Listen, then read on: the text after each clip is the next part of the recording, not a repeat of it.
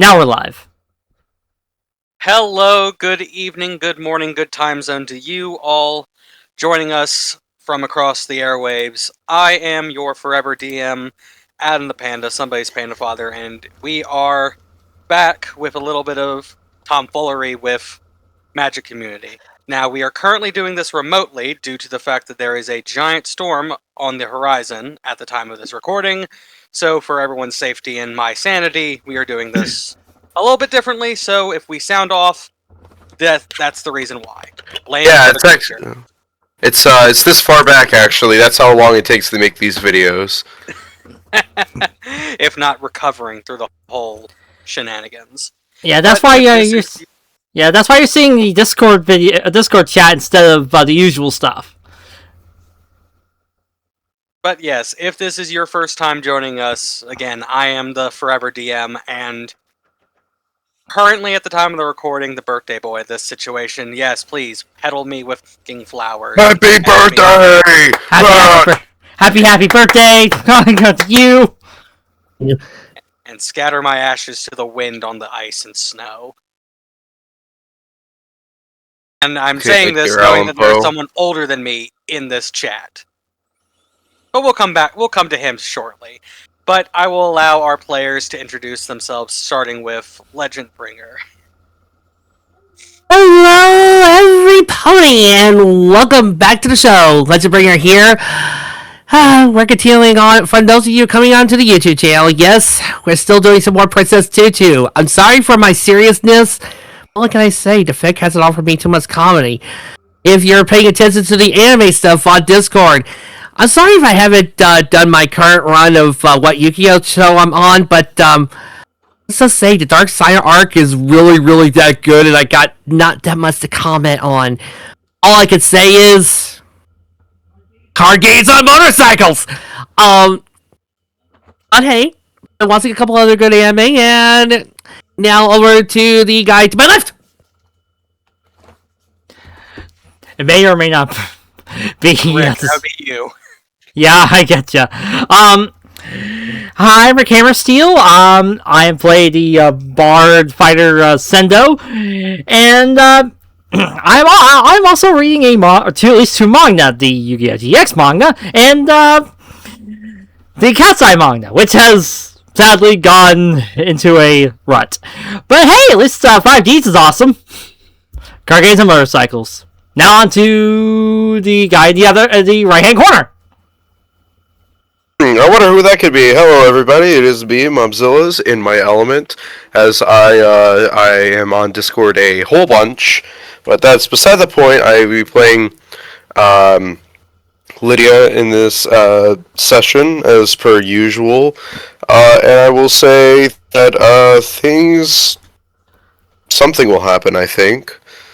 Anyways, back over to the guy to my I'm not going to figure out what direction of mine you're in. Unfortunately, I think mine and Rick, I'm on the top left, but that's probably because, again, I entered the room first. Yeah. So, where we left off. Shaq is still dead. R.I.P. Shaq. R.I.P. to a fake one. Well, hopefully that does not change in this session. But Shaq may be discussed. Be warned. He is disgusting. But if I remember correctly, it was a little bit of investigation, a little bit of sneakery, and introducing our samurai to the wonderful world of Arcavios and the Strixhaven University. And immediately slammed right into the drama. Yeah. Pretty much on that end. If you need more context, go watch the last episode. What are you doing here? So, we will begin in the afternoon of 10th day before we go into the new week of the new school week on here. I was about to say, you said it's Seto or something else for pronunciation, because I know I'm going to butcher his name. Sendo, thank you. Sendo has been given his class schedule, so he knows the books he has goes to which class, knows which professors go to said class, and obviously you do share a lot of the classes with some of your housemates, so you will be able to be directed to the right class when needed Good. on here. So he's not going to be flying blind for long on here. Now, to ask, after everyone has at least enjoyed the last part of their weekend, what has everyone... Is there anything that everyone wants to accomplish or do before said day starts and the new week begins? I want to get to the head office. I want to talk about, see if there's anybody to talk about setting up my own personal little potion business, and what do I need to do to get to it? Alright, so let's pull up everything over here. So there's probably going to be someone who's going to be able to help in that regard, or at least to figure out the job needed for that. So it wouldn't be the main office. It would be at the script. It would be at the not the scriptorium, but the biblioplex primarily, as there is the dwarven man who was talking about the whole job look and the job options on here. Let's see. There's my job options. Where are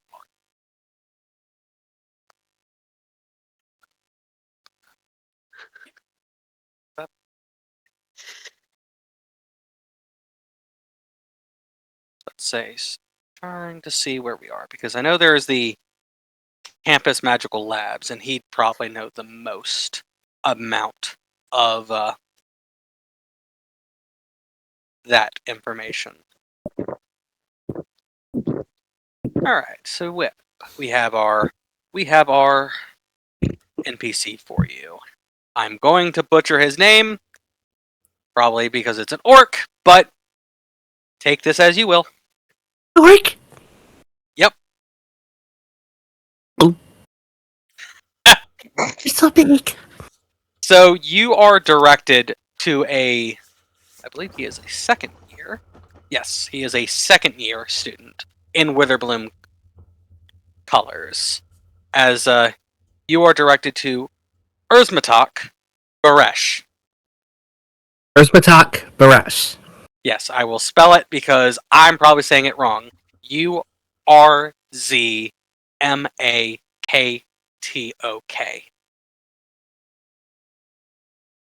And last name Gro Juliet Sierra Hotel.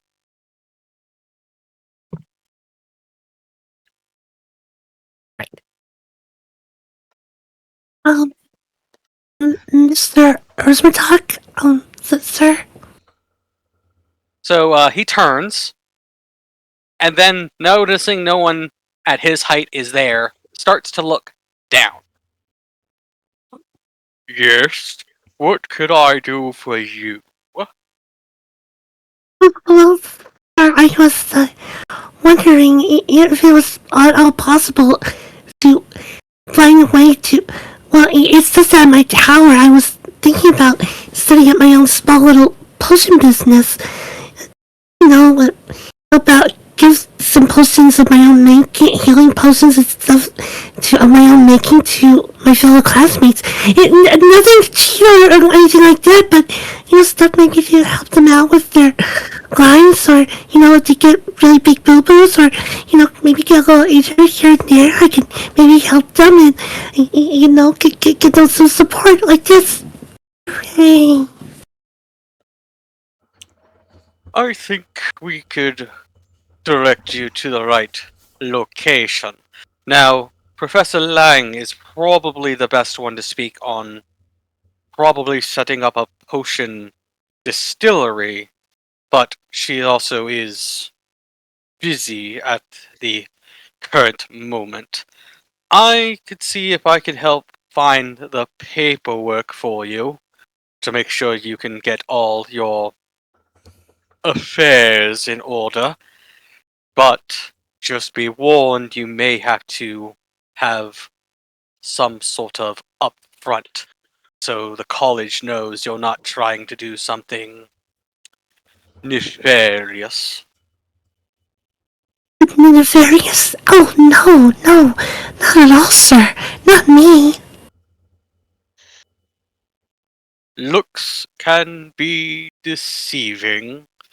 Why, look at me. So, to give you a description of Uzman, I'm gonna say his name so much wrong. Uzmatak. He is like you could see like his two large teeth do extend a little past his face. On here, he does have glasses, and along his belt, and you see the Witherbloom colors. He does have several vials on his person on a belt, like black hair, glasses, very long ears, vials across his stomach and body. So he does not. He will stick out like a sore thumb. So kind of like a greenish, so kind of like an orcish version of Beast before they completely destroyed his character. I mean, probably best way. Yeah. Well, it depends on Okay, which Hannah. version. While we're here, I'm actually gonna grab Cool version. I'm gonna grab the image as well, so we have it for our records. So Wait, don't you mean everyone here Fox? Fox cartoon know. version of Beast, the best. Oh, no, I was talking about. Never mind. for our records, I will send the link. By the way, can I just say that it's kind of adorable seeing my Fluttershy image down here during the discussion. It really does look like Fluttershy's having this little conversation, and it's adorable. Yeah, so I've sent to our other private link so y'all can see it on here, so you can have a very decent look of Uzmatok. I thought that was his tongue for a second. No, I thought that too when I first saw it. I was like, oh, that's a little much, but no, that's his orc teeth.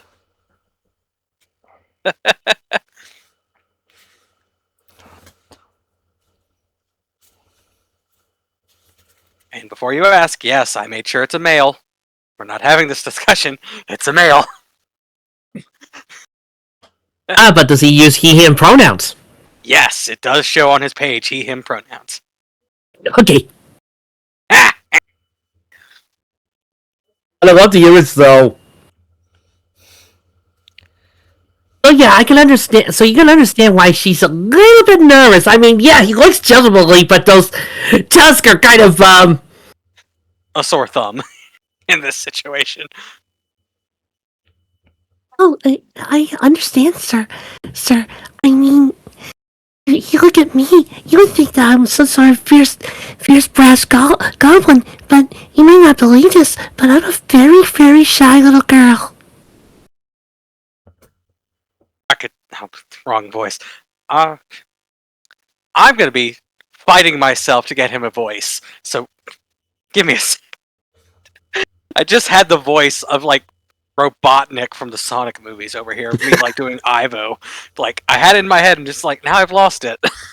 you can give him whatever voice you want, but I'm always going to hear Beast from the X-Men cartoon. I mean, I understand that. I see it, so it's fine. But I mean, again, looks can be deceiving. On that end, everyone looks at me and sees the monster rather than my eye marks, my meticulousness, and my drive for being top of my class. Sir, but for what it's worth, I don't see you as a monster at all, sir. You look like a very well-read person.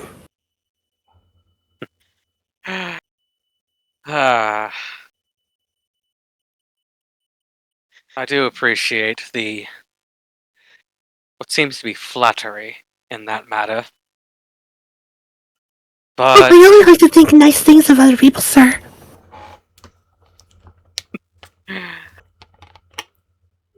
you are too kind on that. I try to be. What tower are you currently in again? I forgot the name of the tower. Crocked Tower. Rock Tower, sir. I will make sure the paperwork gets over to you, so we can give this to Professor Lang and the Witherbloom Council to see if they can approve of everything. Thank you, sir. You are welcome. Before you leave, can I have a perception check real quick?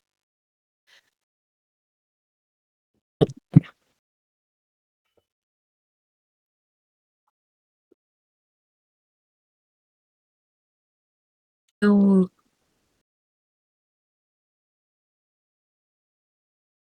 16. Okay, so you do see it. So one of the vials, he does pull one of the vials off of his belt. It's the yellow one that you see in the photo over here. He just starts shaking it around to study it a little bit before he starts taking a sip out of it. Mr. Grash, sir, what's in that potion? I do recommend using my first name and full Oh, I'm sorry. first name. But it is just a simple tonic I made. Keeps me focused.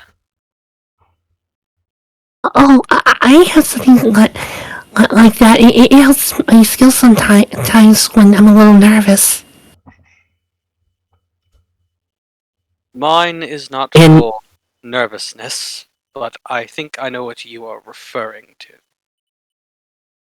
She lightly pats her potion of enhanced ability. Let's just say this one also enhances my ability, just in a different way. Yes, sir. I go stumble back to the clock tower. Ladies and Little bag gentlemen, of potions set. ladies and Little gentlemen, bag of potions set hide. aside. A little bag of potions set aside. Looking very much like an adorable school girl getting ready to face off her second week. And what a first week it's been, folks. It's only been a week. Understatement of the century right here. Yeah, technically in story, it has only been a week. This is the 10th day of campus, essentially. Well, Sendo is going to be going to look for a club. Excuse me. Give me a minute. Give me a minute to All set right, it a wooden club, a steel club. up. Sendo be clubbing, y'all. The future entrepreneurs of Strixhaven and working as barista at Firejolt Cafe.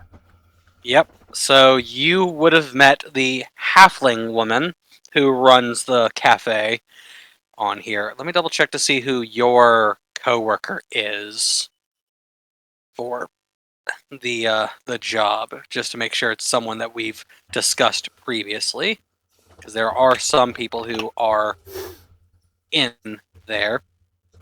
Oh, What's with that? Oh. I'll discuss in a second, but we have met this character, but Sendo hasn't.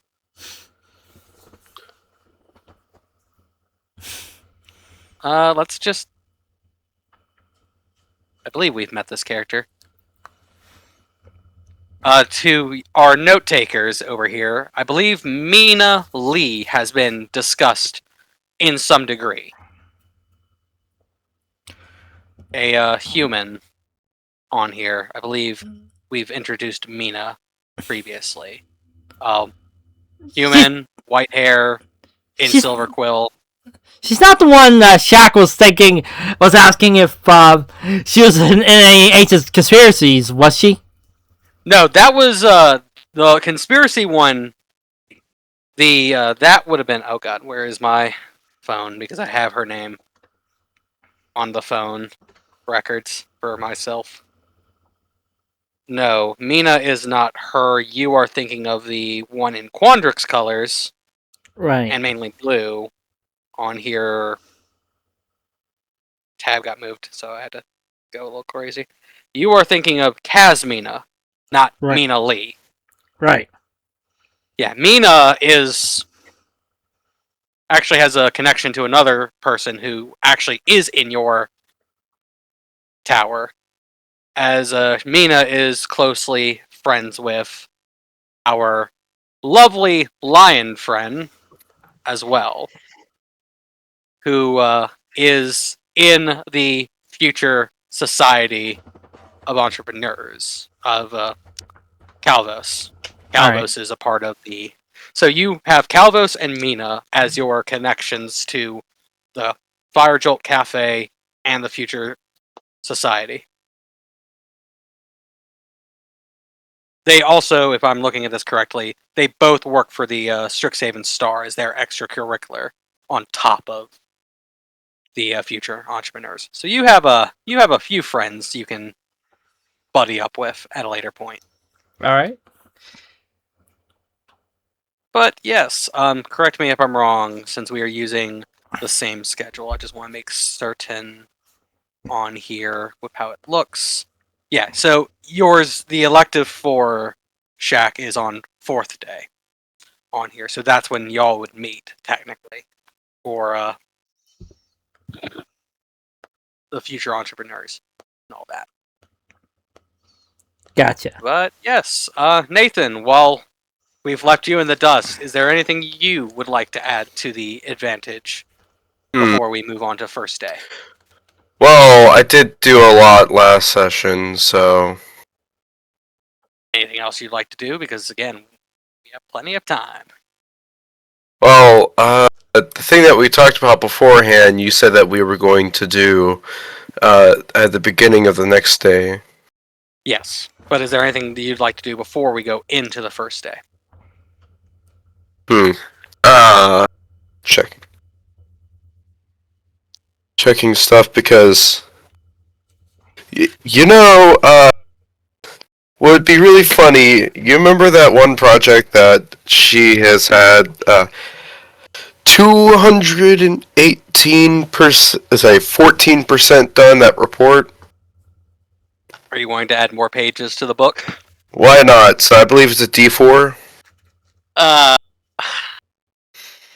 So roll me either Arcana or History first. Which one I'm gonna roll? Maybe it's the one I have a +9 in. 17 plus 9. 26. All right, now roll me a D100.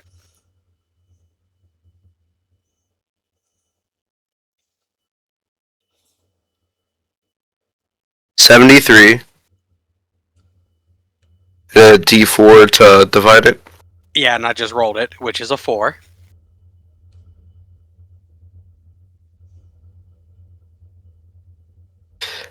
I've gotten so many 4s on this, I swear. I can't help it. It's percentages.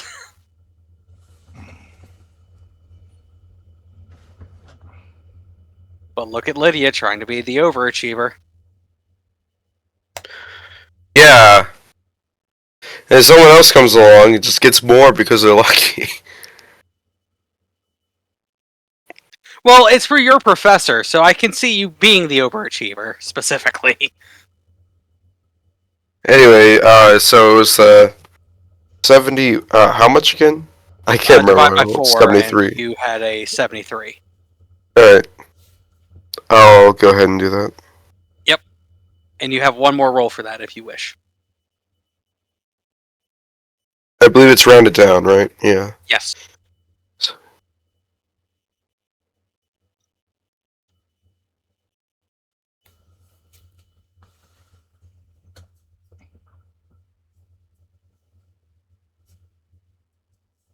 Um...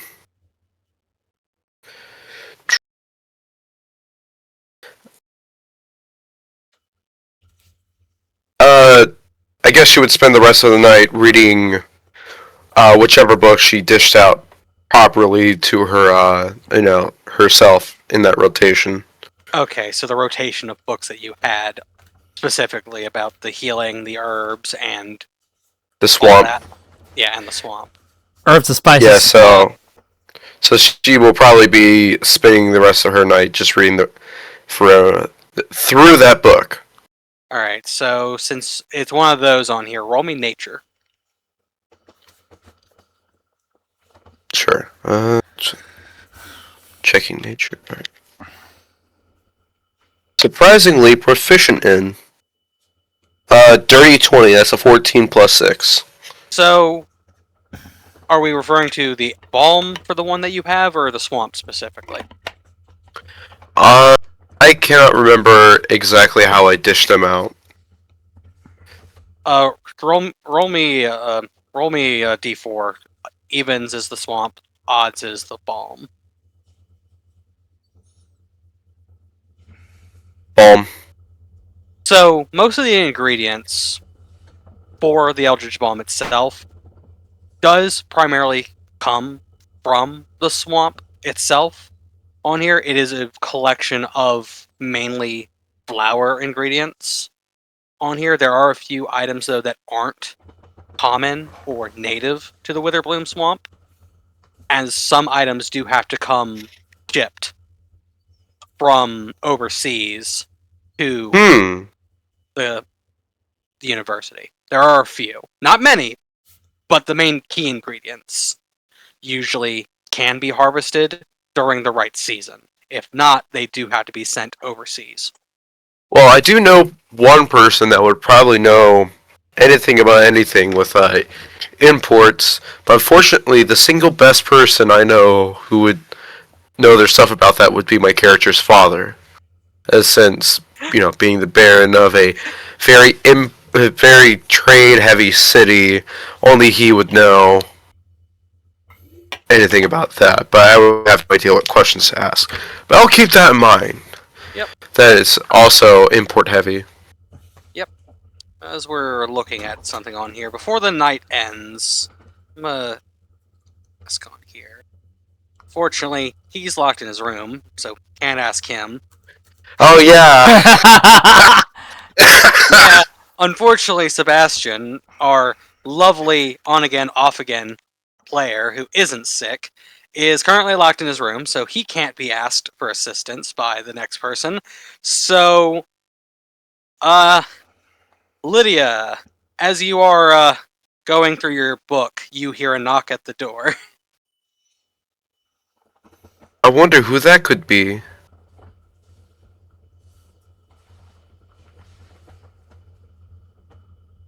You gonna look through the peephole, or are you gonna open the door?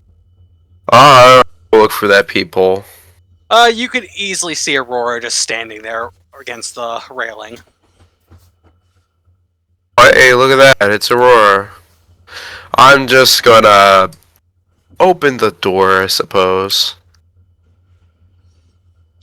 Good evening, Lydia. And what do you want today? I've had to deal with,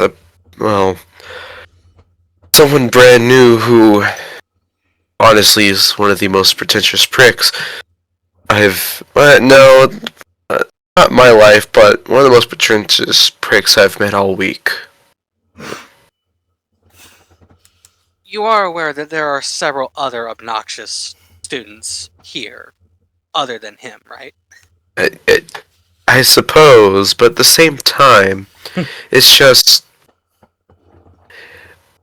having grown up around a whole bunch of rich people, it is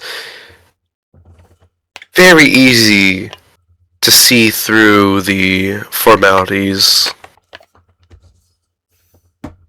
I mean, at least he's not racist like Quintilius is.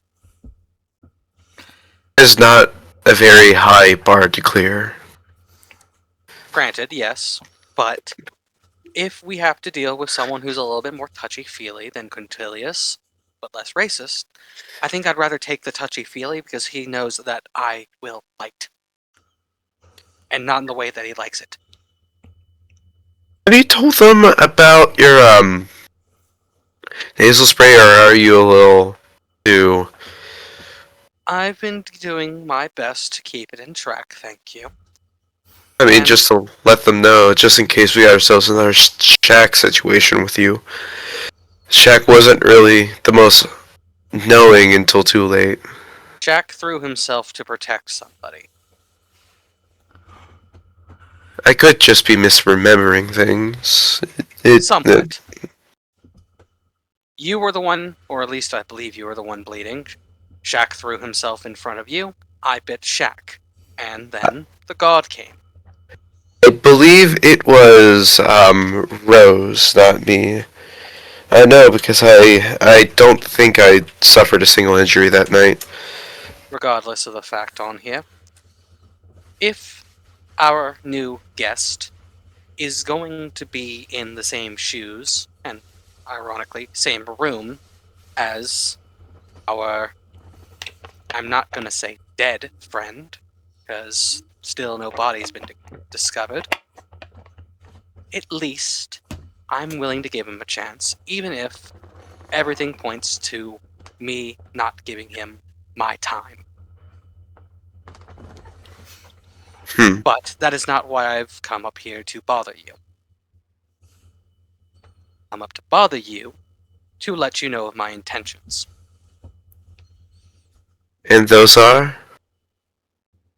In the morning, I'm going to see if I can find the details and documentation needed for either Sebastian or one of us to check on Professor and possibly the sister of Shimmershell, the one who has been taken.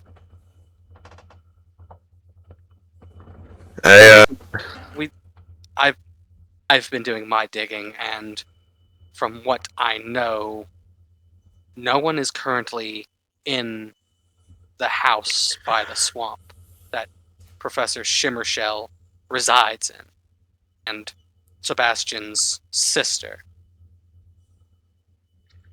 It's a problem.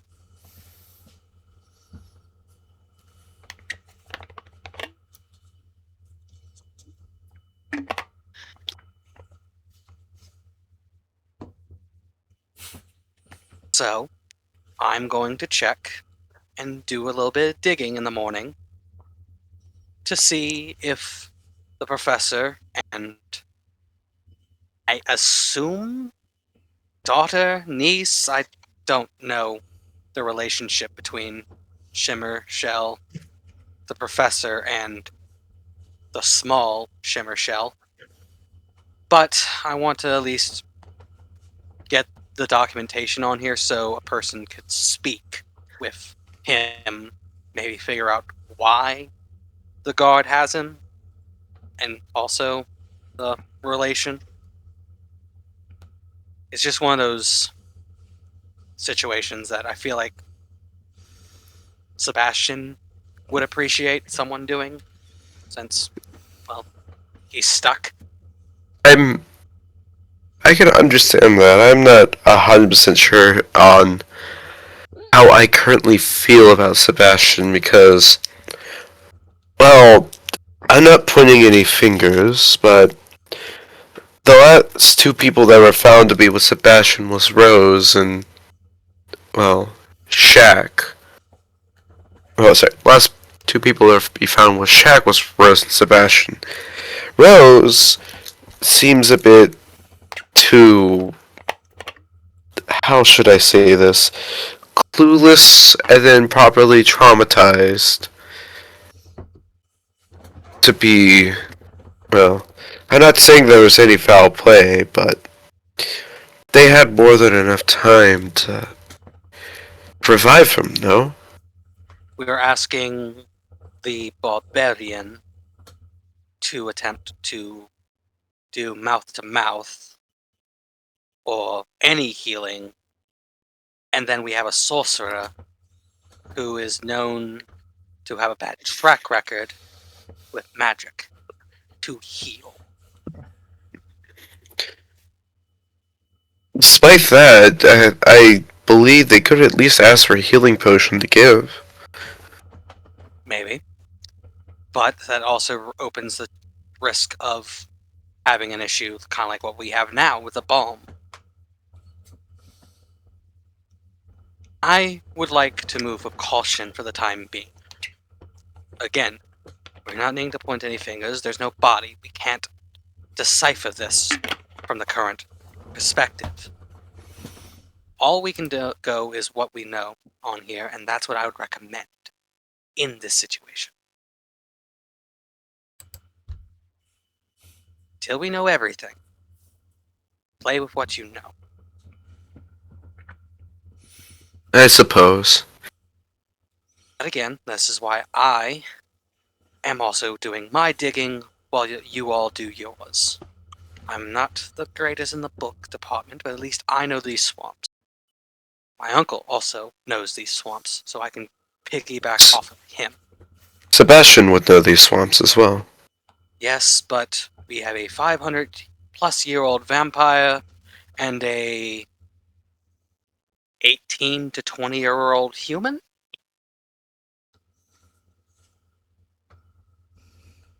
I really don't know. Sometimes it's more about the It's just- Sometimes it's more about the experience than it is about the, well, anything else. Just figured I'd let you know in the event I'm not here in the morning. Especially in the event I have to go other places for that information.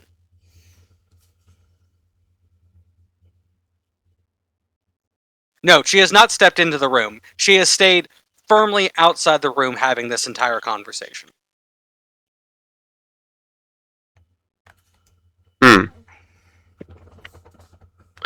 Oh, it's because she wasn't invited in. Yep. But no one else seems to be around, so it's just you all having this private conversation. Oh. It's nice to at least spread out our research.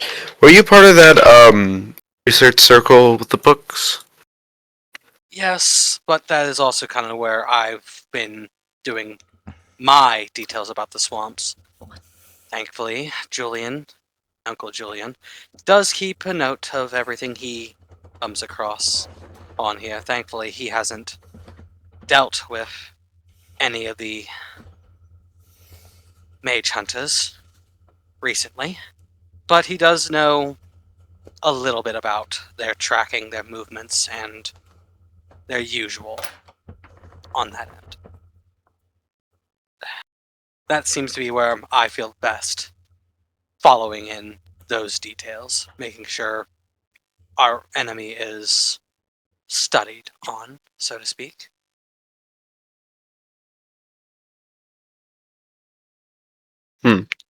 I haven't heard of any dead turtles either, so that's also a plus.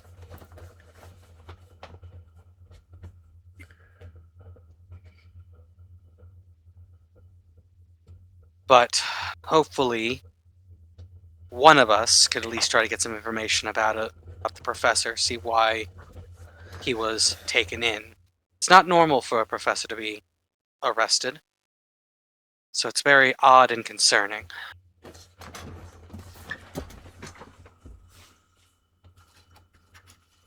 Does sound very odd and concerning. Especially someone of his stature on here, being a archmage Aramis. Aramis. Someone who is very highly regarded in this school. I know he's a turtle, so his mind may be a little on the older side, but he's always been clear from everything that Julian has referred to him.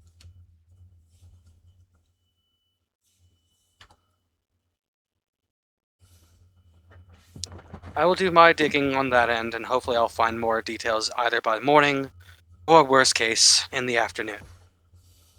But, have you found out anything else about our other enemies? Anything that may give us some insight? Well, You've been... I think we already know of... I did tell you about a that there is a very dangerous The secret organization, society? yes. Don't want to say their name too loud here, but we know of them, yes. But do we know anything deeper about them, other than what seems to be the base knowledge? By name, not that much. However, it's... I don't... One of my professors know about them, and that's how I got my information. I just don't want to, well, say his name around others. I might as well. It's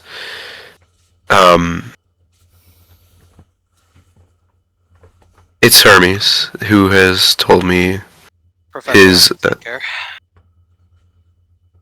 yes.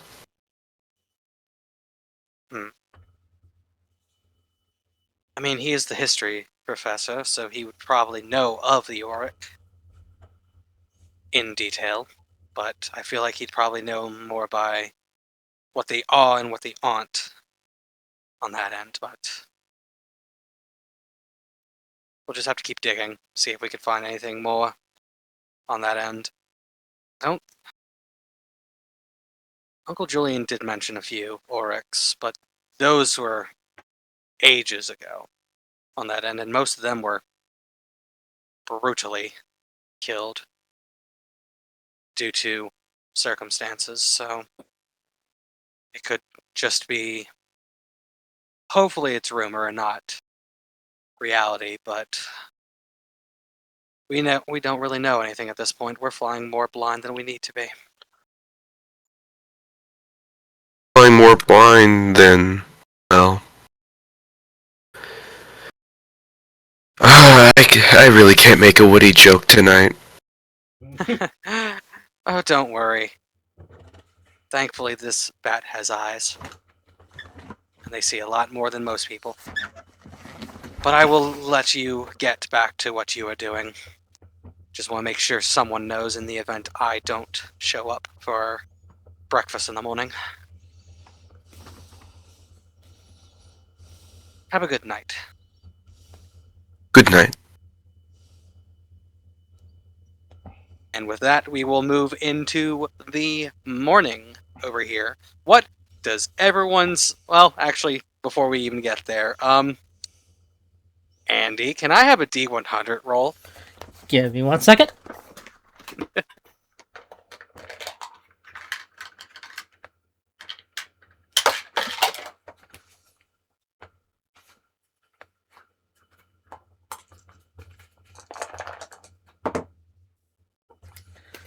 $30. 30.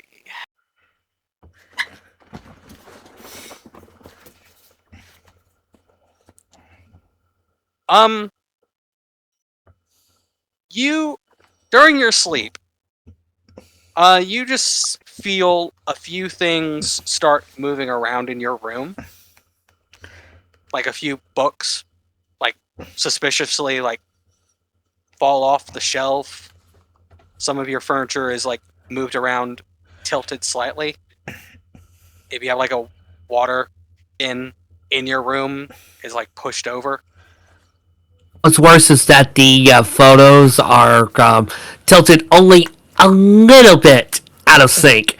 Not complete, Mrs. Mercer, but just a little bit. Essentially, yeah.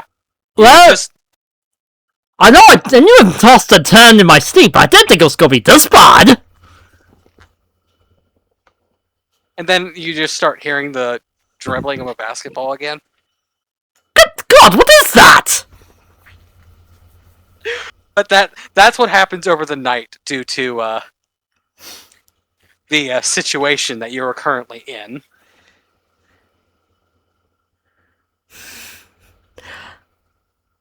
So, who's the first to wake up?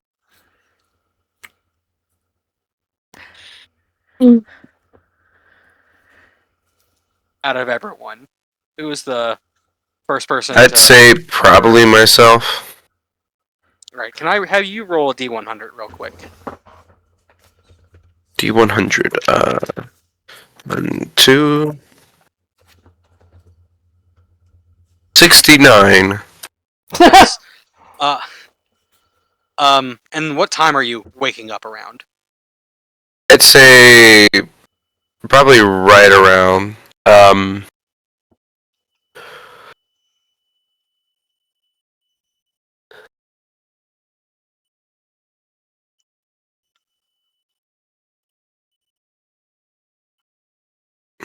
Right at dawn. Okay, so around about, let's say, around normal person time, 6:30, 6:45, around that end, since it is technically like fall-ish, essentially, how we're doing Yeah. this. It's like the fall, so it's somewhat near 6:45, 7 territory. So, as Aurora warned, she is currently not downstairs as she usually is, meaning that she is either taking more time or getting more details about how to get closer to Professor Shimmershell himself.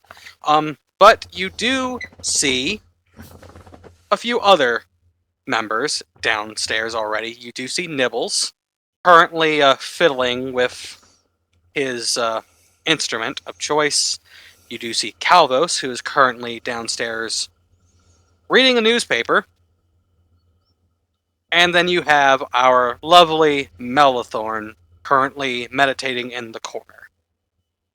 These are the current people who are awake downstairs. Oh. Oh, wait, he's downstairs? Melathorn, Nibbles, and Calvos, Elvos. the Leonin. Well, I think it would be a good time to make some breakfast. So I believe that's a nature check. It is. Alright, time to make some coffee cakes.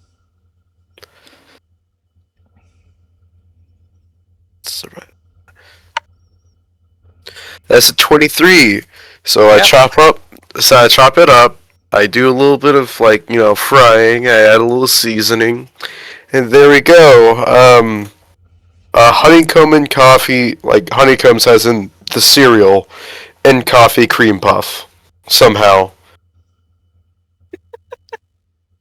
Yeah, I could just Days Adam is never gonna make get brave enough to make him do a freaking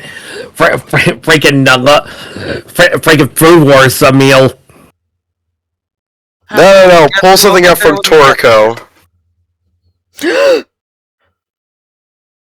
Thank you for mentioning that. I'm so proud. But yay, everyone has their cream puffs and their pastries over there. There's a nice plate of it, along with It's actual nice and- cereal and actual milk and actual toast with actual butter. Wait a second, I just Excellent. realized. Has Sendo actually Yeah. has Sendo actually seen me make the cream puffs for everyone? He has not. So yeah, this probably be the first time you see somehow using like coffee and like cereal. I make cream puffs. So I assume that I would wake up next. Yes, after being tormented again by the spirits of the afterlife. I strut downstairs, comb my hair back, and take a bow before looking at the cream puffs. Oh, did you make that? Yes. Oh, well, I wonder how well you made them. Let me have a little bit of a taste. It was a Nibbles 23. is smirking in the corner. Yeah, it was 23, but he doesn't know that he's gonna eat it.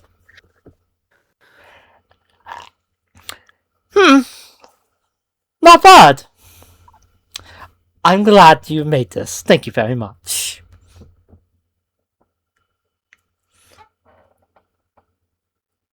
So, one thing, since we have two players down there, can I have perception checks real quick? Alright.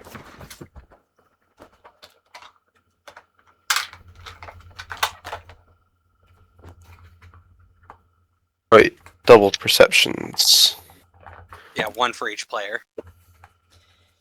Oh, that's a 19 on the die plus my 26. So Damn. you're gonna see it almost instantly.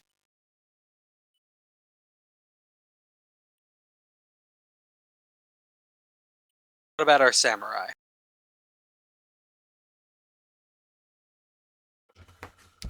$19. Okay, so you both see this on here. So, as in every tower, there is a mailbox currently in the area. Usually, every now and then, someone will get a letter. Most students don't get a ton of mail, mainly because, again, there's no magical junk mail, because fuck junk mail. Usually, there will be times where a housemate will grab a few letters out of the mailbox, checking if it's one of theirs, or placing it on the main table by the couches if it belongs to someone else.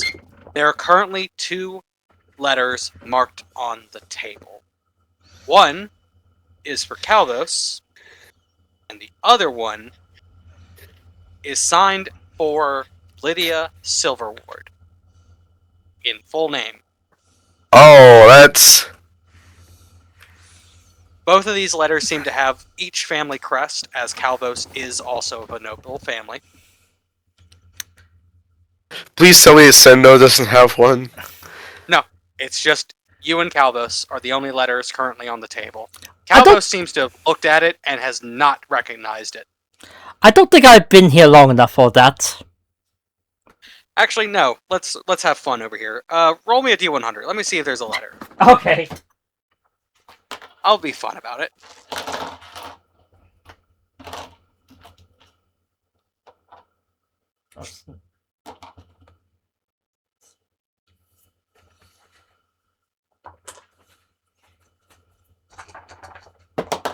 Oops.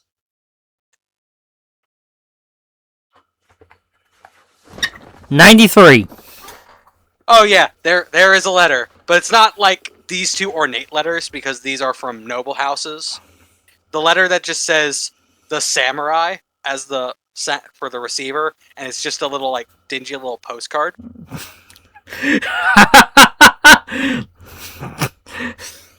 Gee, thanks. Oh, and it's signed exactly as Mr. William W. Wizardly. Oh, shit. Is there anything else? Hoped you lived.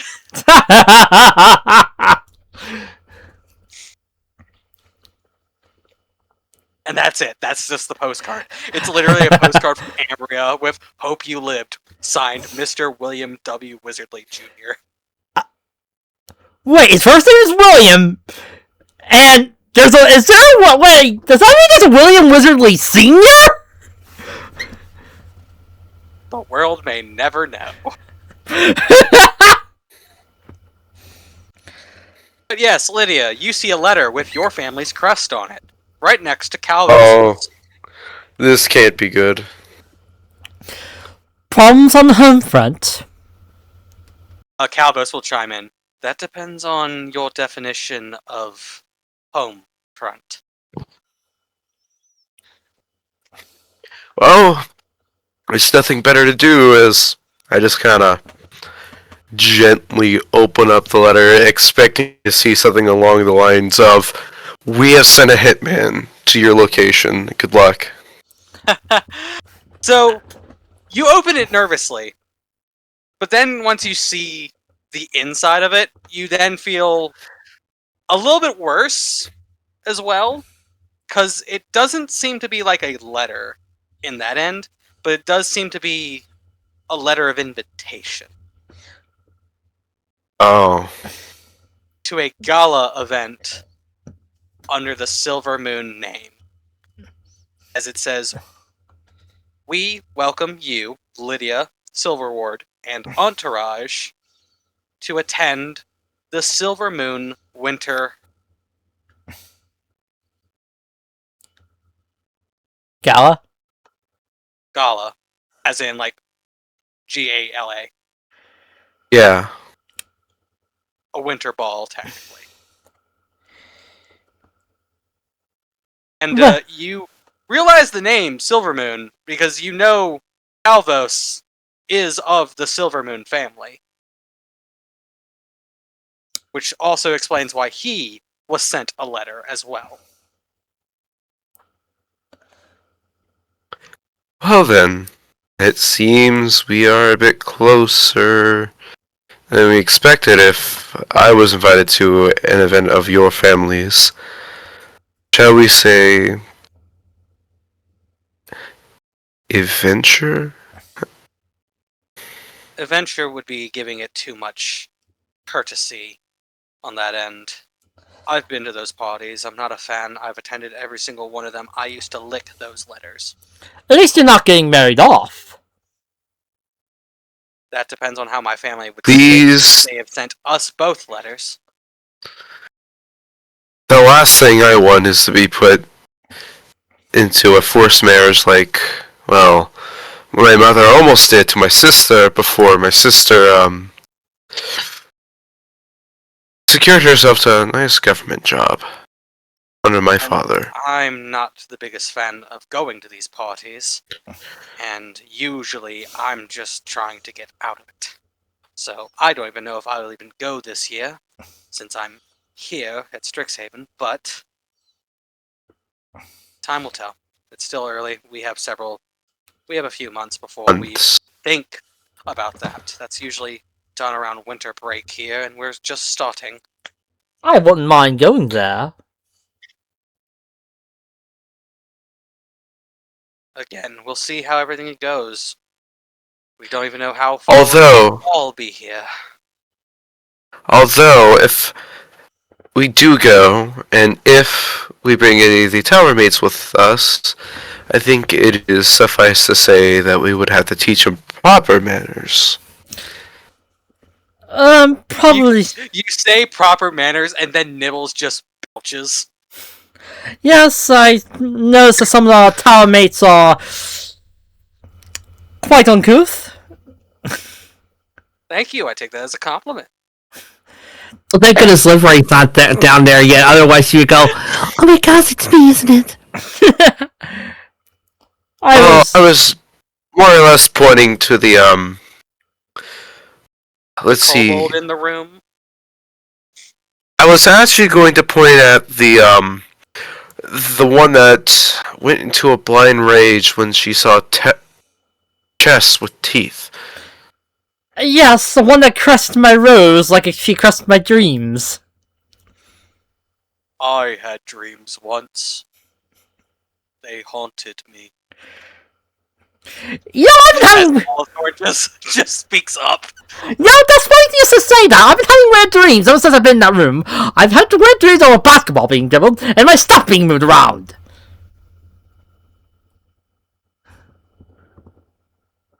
Are you currently experiencing a haunting? Probably! The thing is, all the ghosts have been doing so far has been annoying me!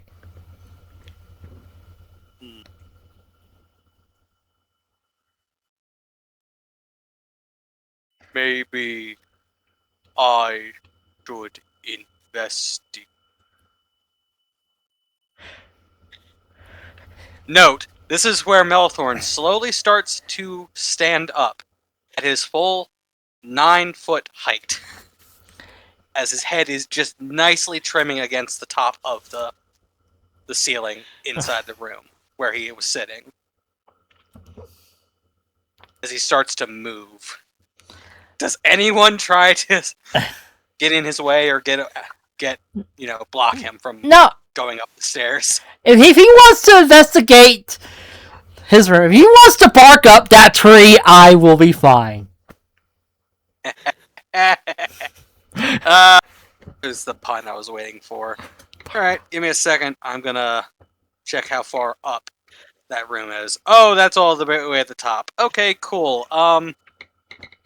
Greg, what is Livre doing right now? well, first, she's just getting up. And first thing she wants to do is check up on Tobias, see if he's okay. Andy, roll me a D100. Give me a minute. I'm gonna force everyone else to roll the D100s if I have to. What, Lily?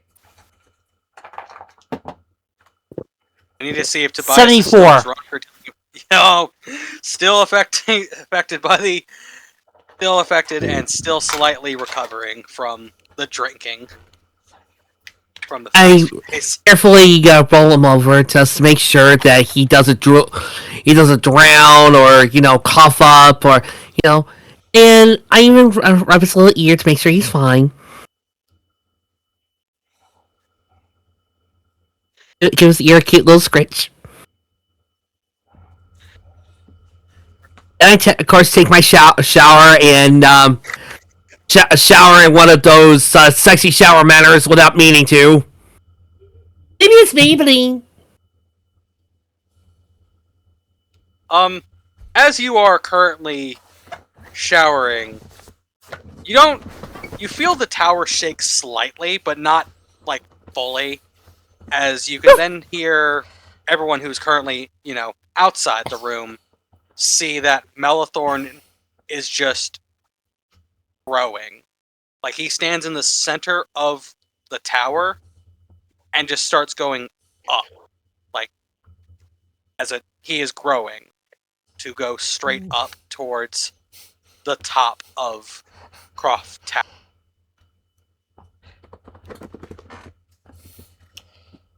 And then comb my hair. I'm a little shaken by this.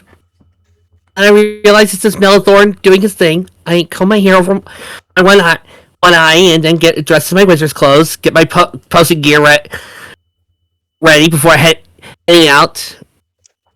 As you leave, you just hear the phrase, "Be gone, ghostly spirit. You don't belong here." Ghost! Slam! Runs us right back and slides underneath her bed.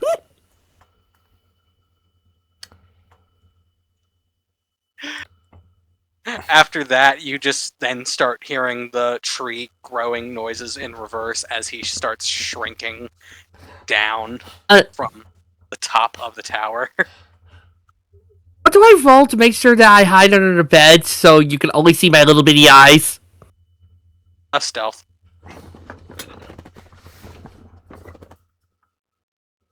$17. Yeah, it's just your eyes. But you are technically just in your room and the door is still shut, so technically he can't see through walls. Yeah, but I don't know. That ghost is still out there. Tobias is slowly shifted a little bit, and he's looking towards the bed, just like, well, that's a weird place for you to sleep. I'm not sleeping. I'm hiding. But why? There's a ghost. For what purpose? I'm pretty sure it's fine. It could always Sure. be worse. It could be the body, not the soul. Body. Okay, Godwin. You mean it could also be a zombie too? I mean, I don't know. It's too early for this. As he just tries to get up but falls on the little makeshift bed he has. What if it's one of those those type of ghosts? We place a ring of salt in front and inside the room.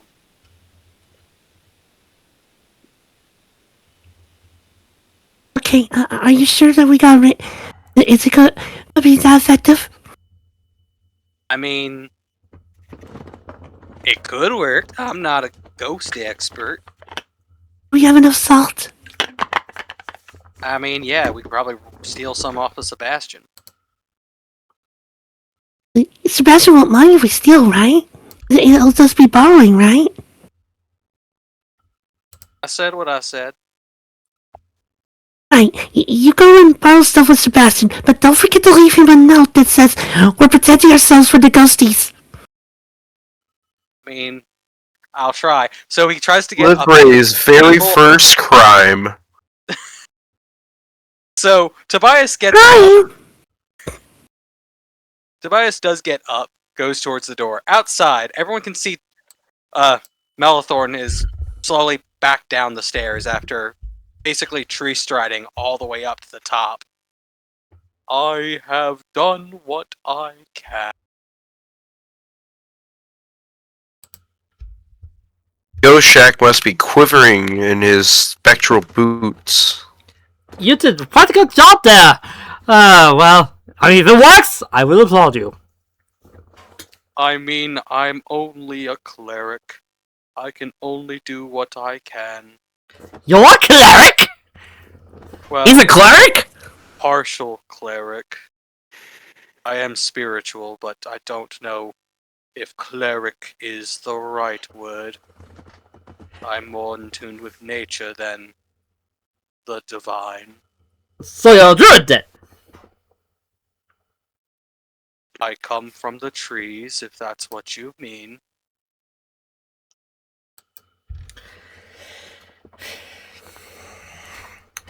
Yeah, well, I suppose it technically makes sense. Speaking of which, is Livre okay? She has not gone down in a while. Speaking on that end, you just start hearing falling noises from the top of the tower. There's Livre. Ow, ow, ow, ow, ow, ow, ow, ow. Hey, look, a penny. Ow, ow. Oh, that's not Livre. Tobias is shouting as he is falling down the stairs.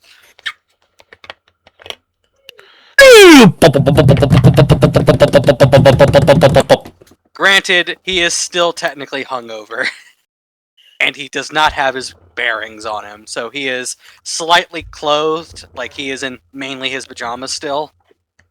But he is currently going down the stairs in a rotating fashion.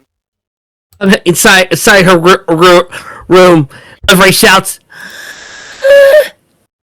Have you gotten the salt yet?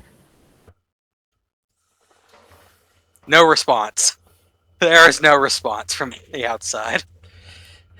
Because I don't think Liv look at could my hear the whole him falling. Ah! A new challenge rejoins. Hello. listen! Oh boy, our rose has finally bloomed. You gonna be okay? Hello. You gonna be okay here? Yeah. Nate. No, Rose. You gonna be okay? Yeah, I'm gonna be alright. I will warn you that my voice is gonna be a little lower. So, to give Lucas, our barbarian, a little bit of a filler on here, Tobias is currently falling down the stairs, and you could hear him falling down the stairs.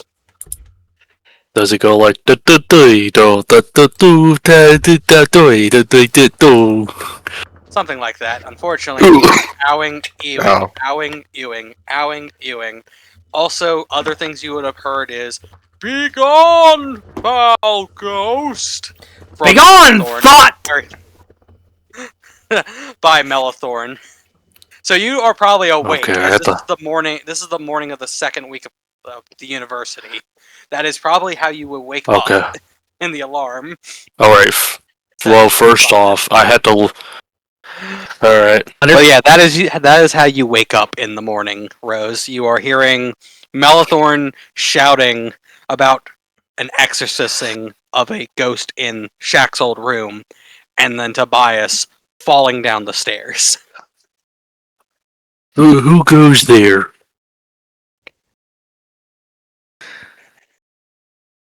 How long was I asleep? I will say you probably got a decent night's sleep, so enough to feel, regenerated.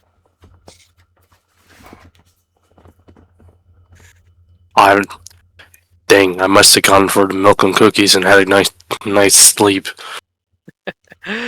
But yeah, this is the Monday morning essentially of second week. So you know class is coming soon in the next few hours, but No, not school. I joined. yeah, I assume you're gonna get ready while everything else is still going on. Yeah. Actually, I was going to say is like, I was going to say, it might take me a couple of minutes. I'm going to go fix myself some tea real quick. Yeah, go ahead. We'll keep moving on. Go do your thing. Alright. But yes, before Lucas came into the call, yes, Liv, you have not heard anything from Tobias from outside the room. Okay, I haven't had a chance to use this, but Addie? At that point, my staff of adder glows for a second. It turns into a copperhead snake. It turns, sticks its tongues out at me, smiles. I rub its little head. I want you to go down and see if Tobias has got the salt yet. And remind him he can put it in this little bag. I wrap a little bag around the Addie's neck. Wait, now go. He slithers away from me down towards the stairs to check up on Tobias. So Tobias is now at the bottom of the stairs where everyone else is. Everyone can just see Tobias is in like the Yamcha pose, literally on the bottom step, just like face down.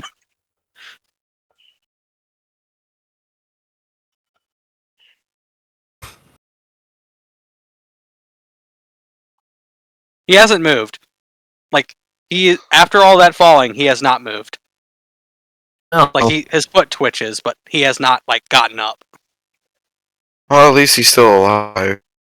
Oh God, what is everybody going to think when they see the copperhead snake? That I need to remind you guys, you do not know that her staff is a snake of the adder that can turn into a copperhead snake whenever she tells it to.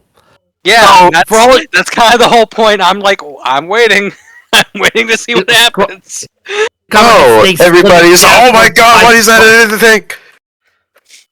Why is that in the tower?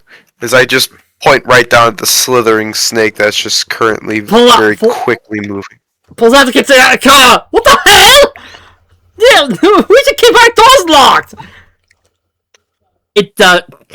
Little Hattie sticks his tongue out at Tobias' foot, trying to wake him up. Thanks. Oh my God, it's gonna eat Tobias!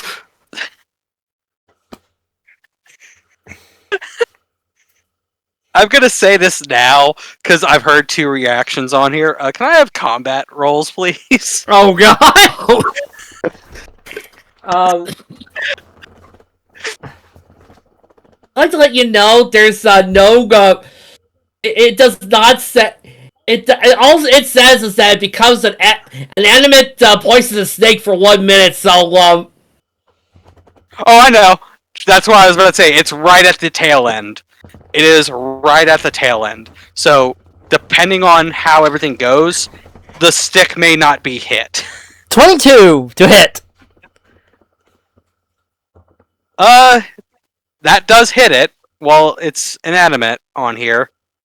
So Animate. It's an yeah, it is a creature. Roll damage.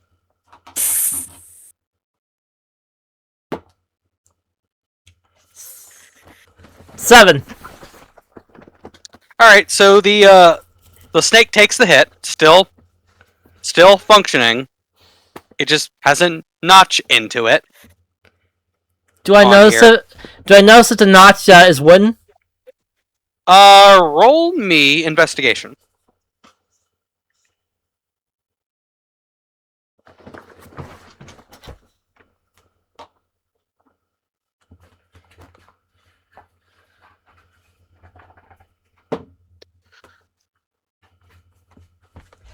$19.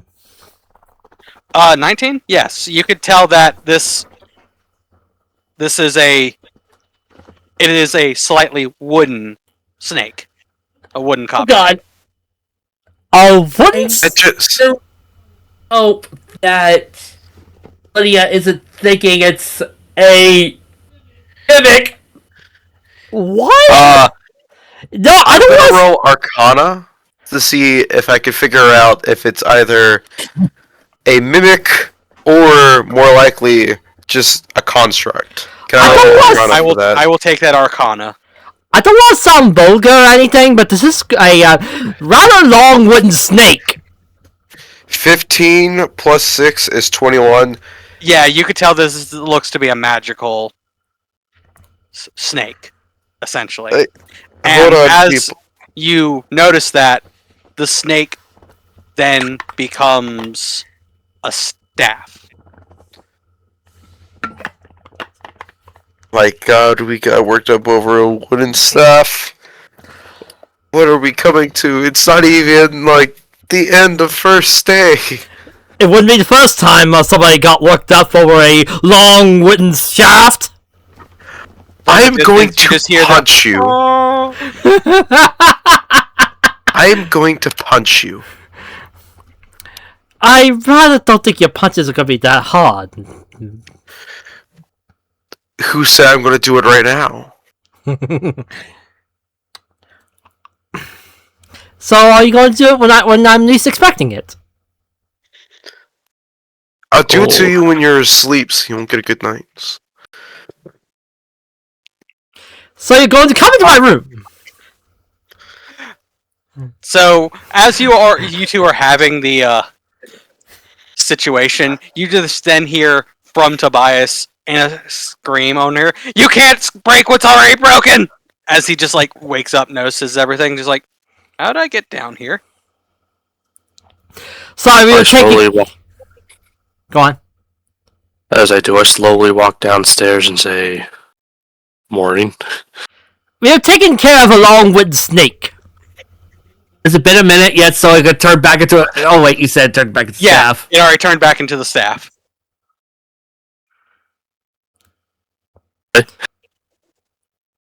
That's, we should not be proud of ourselves for panicking over staff. Who does it belong to, anyway? I think No that clue. would be Livre's, as Tobias is still pretty much hung over in essentially what looks to be shorts and a t-shirt that is too big for his body. Good God, man! You must be one of the world's most hammered rabbits in existence! I watched a man die in front of me. Oh, to be honest, if I saw that, I'd probably be stopped drinking too. I also come from a location that is very deadly, where I have to climb to make sure people live. Or including foxes? myself. Or foxes don't eat you? Foxes are That's not the enemy. Oh.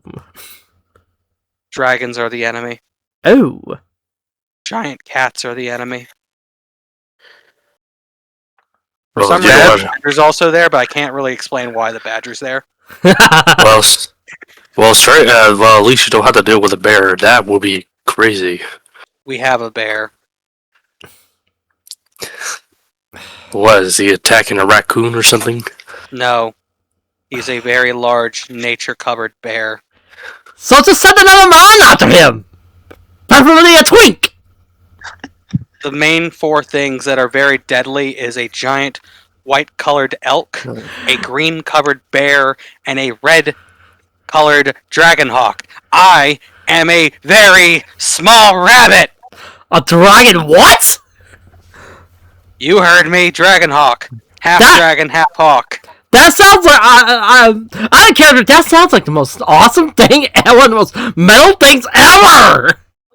Okay, did they use polymorph or some sort of magic, or depending on what gender here, did the I will send you a photo up? of what I'm referencing, because again, I love my references over here.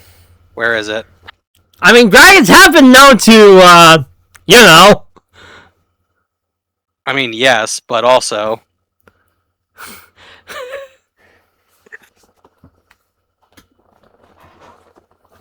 because again, I like to make sure that you all understand my references.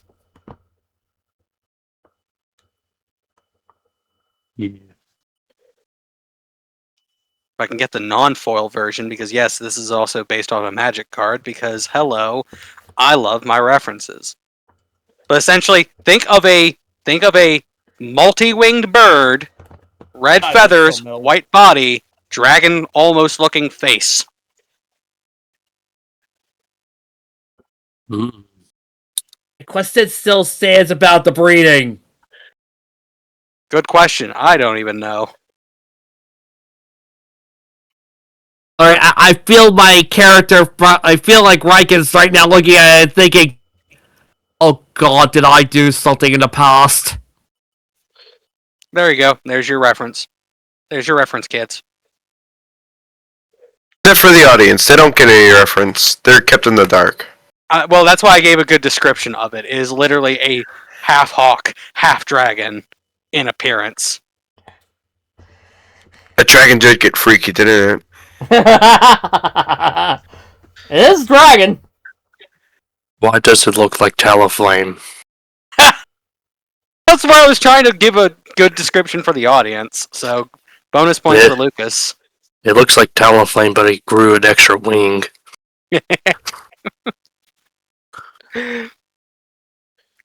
Ropey breeding.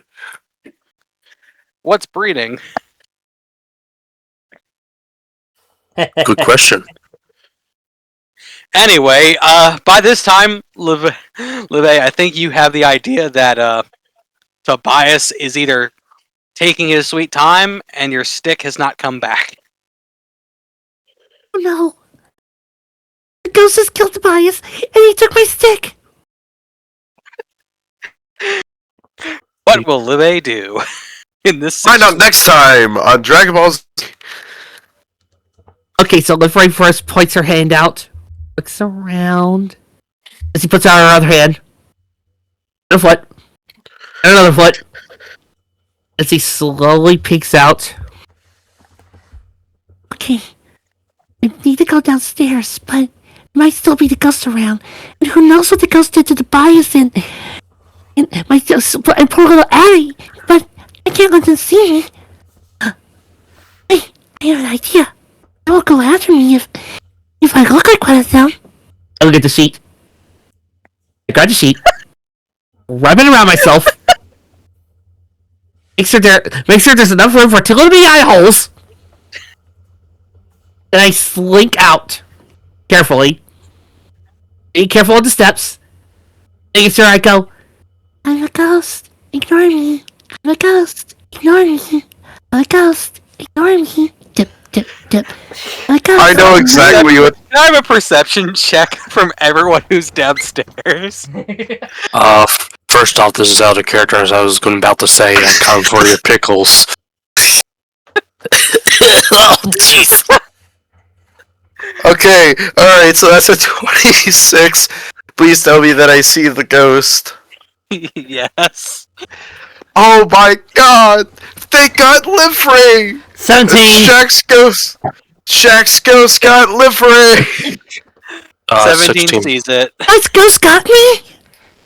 Yay. Sendo walks Oh, over to Livre. What are you doing? Hold on. I put I'm gonna down. go. Well, I was gonna say I got a 16 and a plus 6. Can I just say you see it it's too. So everyone downstairs can see Livre in ghost attire. Can I just say, oh my god, a floating shopping list? Liv, what are you doing? I heard that there was a ghost upstairs, so I'm trying to make sure he doesn't get me by camouflaging. And then I found out that Tobias was captured by the ghost, as well as my little Addie. Yo. Liv, why didn't you tell us you had a wooden snake, friend? You never asked about my snake staff. Is there tea around here? I mean, there's plenty of tea down here as Calvos is just holding his cup. Good, I need a cup. I've been here a week and nobody's ever asked about my staff. Well, we kind of like to know. Well, we kind of like That's really assumed. Sorry. we kind of like to know these things, so that way, if since the mimics about, we kind of like to know these things. Nobody ever asked about it or asked me about my staff. I would have told you. Besides, I think the ghost is haunting me more than anything, so I think you're safe. Okay. But he might come after me soon, too. That's why you had to buy us go get some salt. Salt? Why? Well, Tobias said making a circle of salt will protect me from the ghosties. Salt and jackfruit? Because if they're already in your room, wouldn't that trap them in there with you? Well, I was going to make sure they would be trapped outside. And then How would you Tobias know was that they're outside your room at the very moment you put it down? Wait a I'm minute. not a ghost person. I'm going off of what I know. But then I want to know the ghost was in my room at that very moment. Aren't you a cleric? Can't you just make the ghost go away yourself? Did you not? Oh, I don't really handle the ghosties that well. I just like being a healer and helping the Never mind. people. I'm not used to the ghosties. I mean, they're just like dead, and then I've heard haunting stories about what ghosts like to do to innocent women like myself to die. Mouth. Oh my! I'm sorry. Early, please. I am sorry. I did not expect you to think she was going to do that. I forget that she's tiny and and more likely, if anything bigger than a house cat would show up, she would get eaten alive. Meow. No. Don't mention anything that could be bad that happens to her. That will cause her to spiral even more. She's probably still talking underneath Tobias's mouth right now. Cute kittens. I mean, we already live with a succubus. I'm sorry, what? Who? What? No, dear Peel. She's talking That's about what he usually calls me of it. Look at her. She's not here. Oh my god. Where is Aurora? Okay, thank goodness. I thought you were talking about me. I would have thrown you like a football. Alright. Oh, I'm sorry, I didn't mean to tell you that you like that. Yeah! you look at it! Two puppies. I'm sorry, but I've been ridiculed by my own family about my appearance. Look at her! The hand goes over Liv's mouth. Lydia, when you see someone who's very cute like that, you do the last thing you do is threaten them!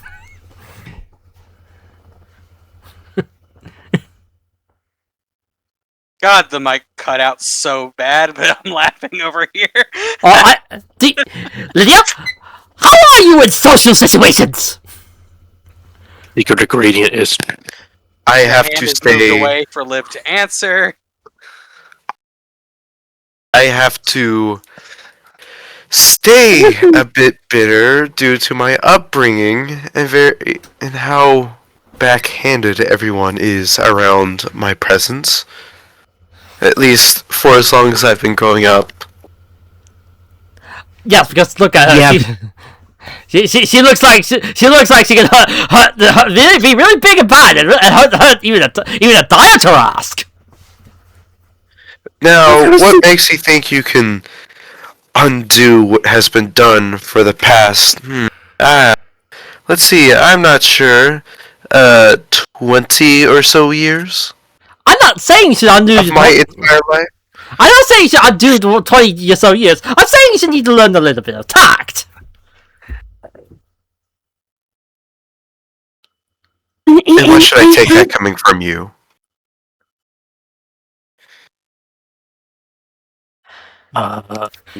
So.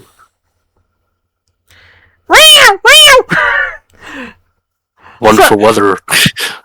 Yeah. At this point, I think everyone could start hearing the house cat of the tower just start meowing very loudly. But you know, maybe you're right, girl. Maybe Lydia is right, girl. Everyone, to be scared of me. I mean, I remember this one time I was walking around the woods and I accidentally stepped on a poor little ant and I think I almost crushed him. He then walked away from my foot perfectly unharmed, but I think I almost scared him. I don't think you could harm an ant even if you tried. Out of everyone in this room, I am probably the scariest thing in here. Yeah, you're cool. As he starts shaking. Just I don't know. You look like a nice you're a dryad, right? yes. You look like a nice dryad. Right now I am. You haven't seen me on the field of combat. You've actually seen combat. He's gonna ask a very simple and possibly loaded question, so be advised on here. Do you know what silk ball is? Silk ball? Would silk ball be in? Ball. That depends. Would silk ball be in Umbria? Probably not. No. I'm going to roll history on Silk Ball, because I feel like that sounds plain related. Yeah, it's plain related. Alright, so that is a 15. That's a 9 plus a 6. So, silk ball, to give everyone like a detail out of character as well on here, think of it as a mix of rugby and dodgeball. Oh, I heard about this from my brother once, and well, that's mostly because he got a broken arm when a centaur kicked the ball with its hind legs right at his shoulder. I hear it's a pretty brutal sport. Yes, it is. People can get concussed, severely injured, knocked out, dead. We try not to get to dead. Well, there's so much you can do. Anyways, it was kind of funny because after that incident, he that's when he decided to go into military school. So yeah. I am a very large player, and I cannot control what my limbs will do to people. Booga booga booga. As he actually tries to like whittle his arms towards the samurai, just like in a quote unquote intimidating manner, but you could tell that his heart's not like fully into being incredibly scary right now. So you're saying his acting is wooden? Yes. Thank you. I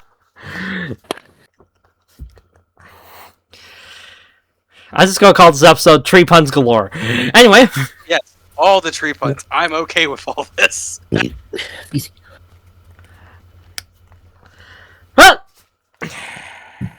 Well, to those now looking at the clock, though, it is 8 o'clock, and classes start in 30 minutes. let's go! I quickly grab a piece of toast and some coffee and start trying my best to get to my first class. Tobias has to sprint up the stairs because he's still in his pajamas. Well, I'd best be going. Yep. So, to Okay. everyone's... As Tobias is probably Everyone's the only one chagrin. who's late, I'm going to quickly do a d20 roll to see if he is late to class or not. Oh, he gonna be late. Tobias is gonna be late. Ooh, boy. You're gonna be late. He gonna be late. He gonna... How late is rolled a he? 2. He rolled a 2. Oof. Even with his Oof. hair abilities, he's going to be late. So, let us So it is the first day, so everyone should remember what their first class is on here. Their first class is the history of magic with Professor Emberseeker on that end. So, during the morning class, and again, I gave this to everyone, I will explain again on here. I'm not going to go full details on here because, again, exposition, world building, and all that. So, if there is a part that is detailed, it is because it involves what you will be tested on. Be advised, and this is also for the audience. This is a magical school. We all know what school is. We don't need to dredge it out more than it already is. Thank you for this PSA.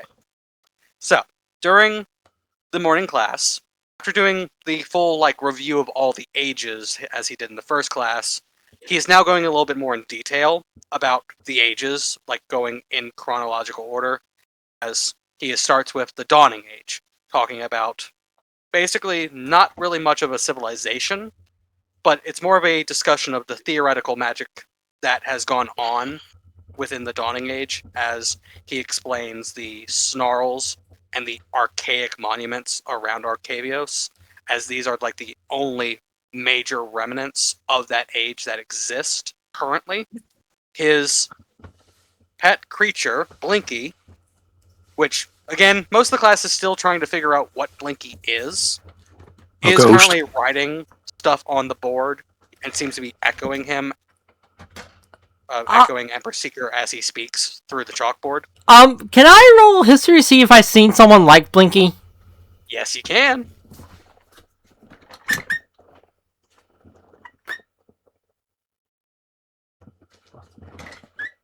Okay, was I in this class? Yes. Yeah, everyone is. I can roll history. You're not from the Ambria continent, though. That is true. Never mind. 4. Ha! No, you could look. You're looking at it, just that looks very familiar, but I can't put my finger on it.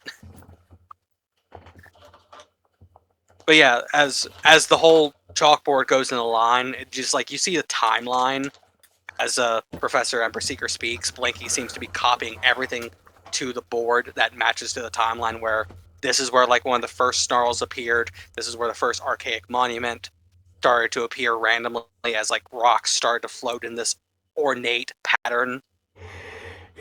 On here, it just everything seems to be, compared to the first class, to everyone else other than the samurai over here.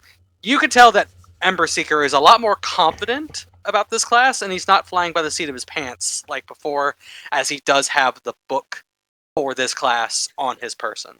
So he is a little bit more confident about everything that he's discussing and isn't having to improvise as much as he did the first time.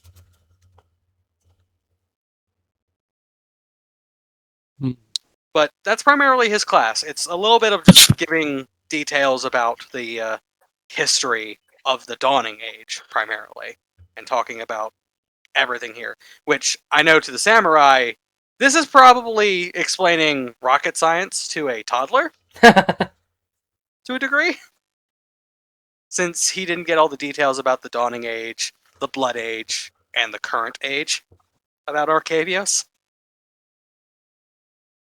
But it does seem like a familiar amount of history that you would have gotten on Ambria about the 3 ages of Ambrian culture, where the gods lived, existed, created Ambria, had a war, and now are separated from, the mortals.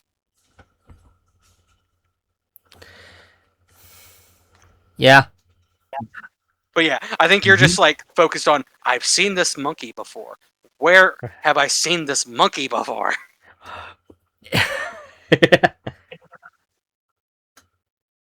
But yeah, that's primarily the class on here. If you have questions, you could always, if you have to speak with the professor before the class, is after class is dismissed, please let me know, because you may have questions or you may have items you may want to bring up in context. I'm good. I'm good. Here. I'm thinking of anything that involves my plot character that would actually be important to ask. Sir,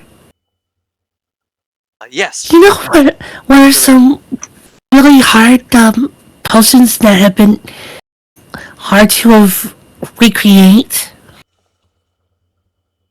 Some really good healing potions. Like, how long did have mana or haste potions been successful? Now we're talking hard to make on here for crafting purposes. Well, depending on what you're trying to make, you could have a few simple, like extremely hard ones, such as like a supreme potion of healing, or further beyond on that end. When it comes to just potions in general that are hard to make, really depends on what you're looking for ingredients purposes wise, such as a good idea would be something that would be, what is it actually called on here, because there's a few names for it, but essentially what I would consider a potion of good luck. Like potion? Essentially a potion of good luck on that end. It's not very easy to make, but it does require timing, the right ingredients, in the right seasons, and then a simple amount of production, if it makes sense. Yes, definitely. It sounds like the type of device that would be put into a book, but people would be looking far too into it to actually realize why you couldn't mass produce it. Well, that and also the ingredients, and also, you know, if anything is endangered or hard to come by, it does take its time, especially if I remember correctly, this potion does take about 6 months to brew. I see.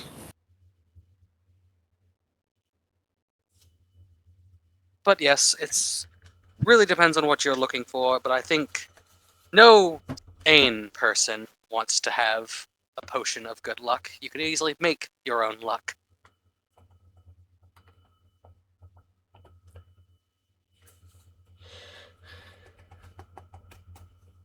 Anyone else to add before we move on to the next class in the afternoon? No, we're good. Nope. Nope. Cool. So since that was not caught on, I'm gonna do it myself. Lydia, as Ember Seeker sees you about to leave. Yes, that part. Yes, that part. I actually did forget about that part. How was the book of yours? I let you. Yes, as I hand back over the one book I've read, I have gained quite a bit of insight from this, honestly. Good. I'm glad you thought so. To ask, what was your favorite part of the story that you had on here? I'll share mine before you share yours. There's a part in the book where she pickpockets a few people at the same time because they were trying to mug somebody. But I don't have the stealth or the nimbleness to do that on here. It takes some gall to do that because you're trying to protect somebody.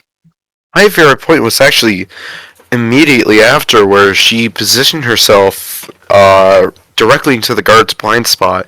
It was like right where you just could not see her no matter what. I thought that was a very, very excellent use of her skill set, of not just being a rogue, but also a mage.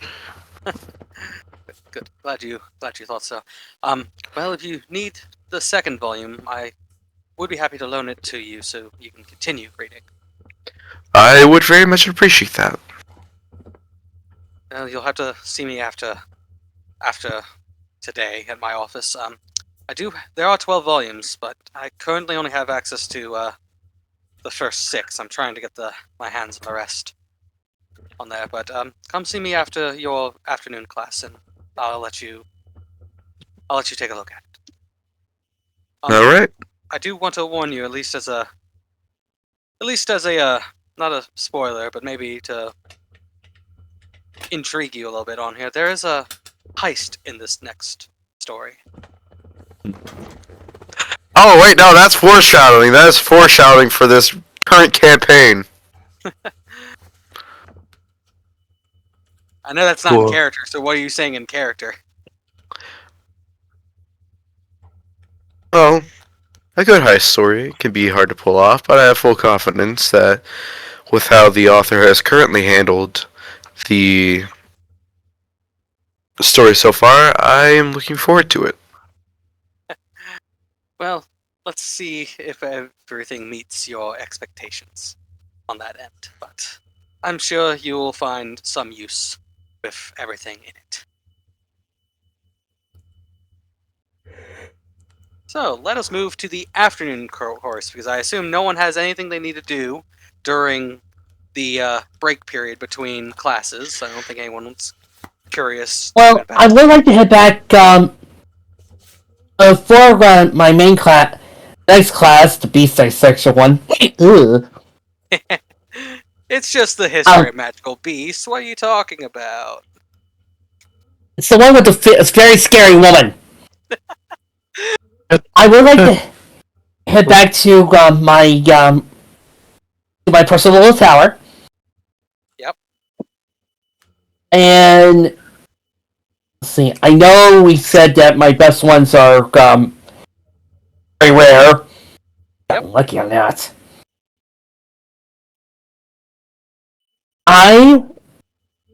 Do I have the recipe book or a clue on how to make the potion of speed? I don't think you have the potion book for it. I can assume. Roll me Arcana. Let's start there. Let's take a little closer look. Get my skills up here.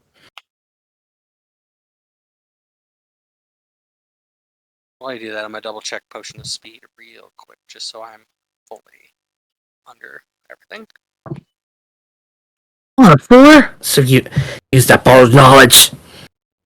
Yeah, because a potion of speed's a very rare on here, so you would need a higher for that one specifically. So you don't, and from that roll, currently, probably due to the whole nervousness and the butterflies of the fact that you're going to be dealing with the very mean dryad professor, you are currently blanking on the ingredients needed for a potion of speed. Oh, can I go to the library to look it up, or do I have time? I will say you have time, but you will not have time to start making it. Do an investigation check for me real quick. 15.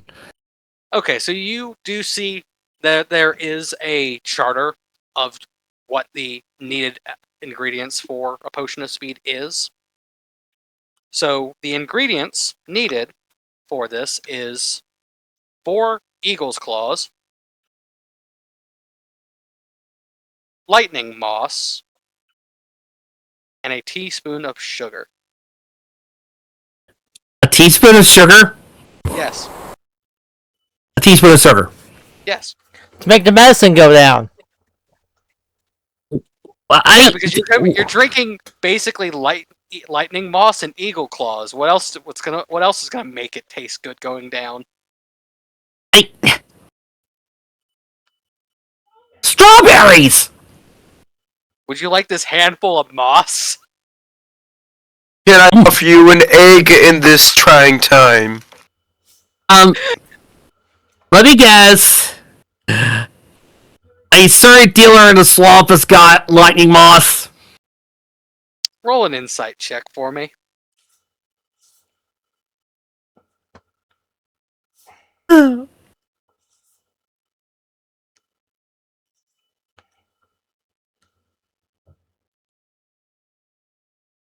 be a 14. Yeah, you can get the idea that he'd probably know where some lightning moss is if he doesn't already have it stockpiled. I guess I know where I'm going after class. But yes, I do keep a little notepad and write down the ingredients that I'm going to need. Yeah. The yellow fluid. That's for a couple of eagle's claws. How do eagle's claws even translate to speed anyway? Shouldn't that be hedgehog spines or something? Or I was going to say, feathers? how fast does an eagle fly? As fast as a falcon. Which is what in speed? Falcon can dive bomb at over 160 miles per hour. Exactly. And then you have lightning moss. Why This is what you use to... Why does this all feel like something out of Breath of the Wild? I mean, good luck thinking that on here. I'm just going with what I found to make it funny. And I'm just enjoying myself. So, with that in mind, I guess I'll start getting ready to go to Professor class of the history of the history of magical beasts. And I'm wondering if there's any possible way I could use a feigned death spell to make myself look sick and dead, so I don't have to go to this one. Do you have said spell available? No, because I looked at it and it did not say I could use it on myself like that. Yeah. So My only other option. Arcana. My only other option is to stay in my room, draw little dots of myself, and hope and pray that Tobias can lie to my teacher that I'm very, very sick and I can't come to the class. roll deception.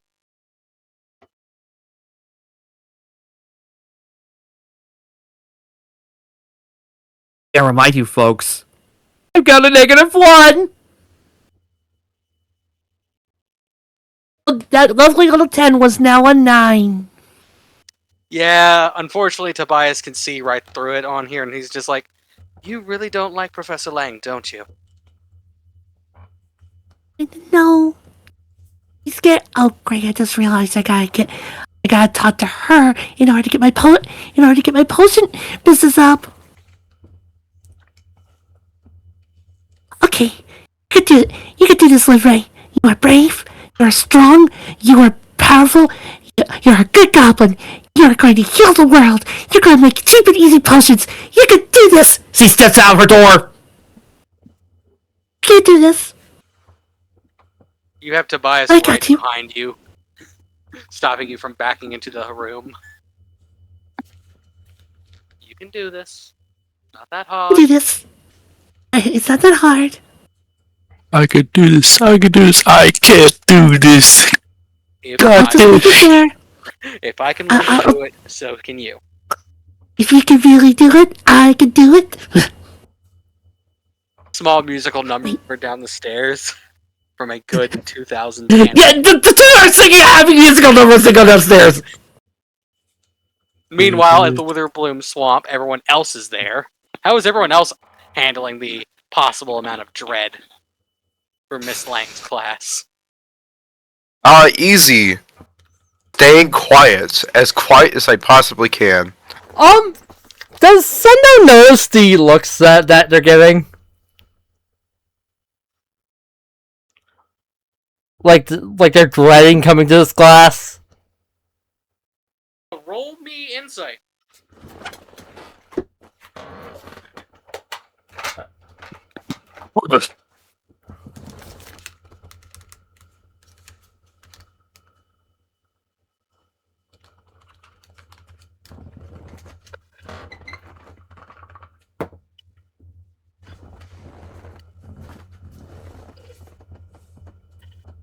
You gotta stay super chill.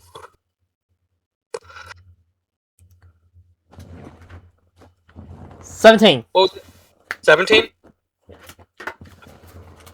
Yeah, if 17, yeah, you can easily see that there's a little bit of dread in some of the people who are in this class's faces, including some of your housemates.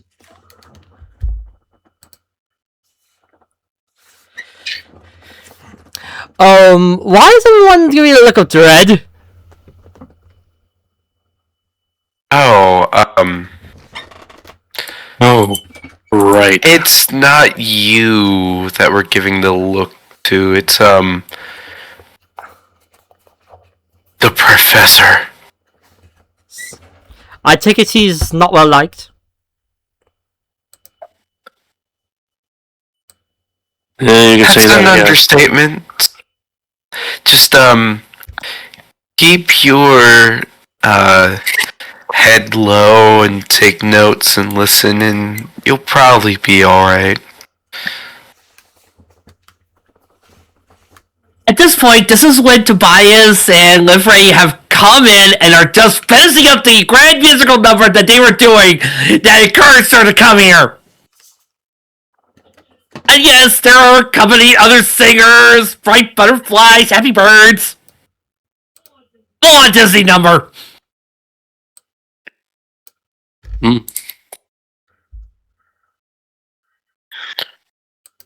Thank you, Tobias. Musical number really does help. A lot. Here to help where I can.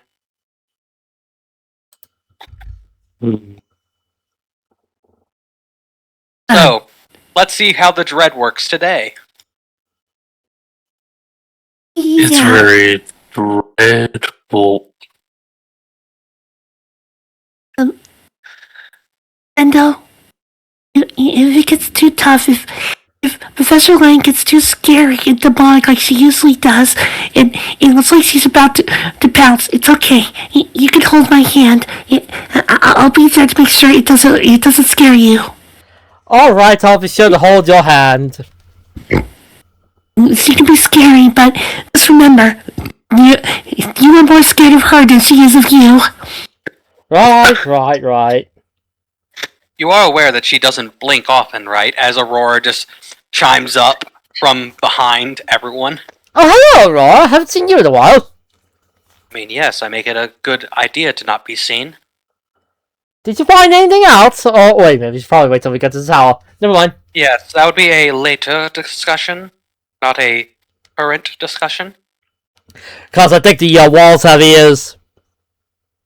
Of course the walls have ears. We're in a tree-infested swamp. He also has eyes too, but never mind. Look, I don't want anybody to know. Not even Squidward's house.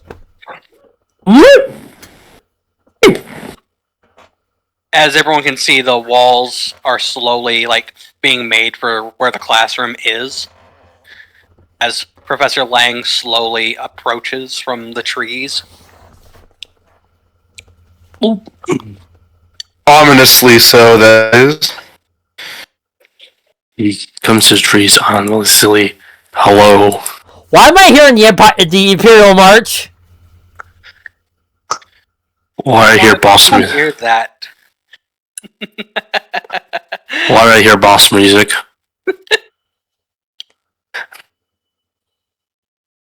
So, and if it sounds like I'm eating, I am, so I apologize. You're good. I was drinking tea.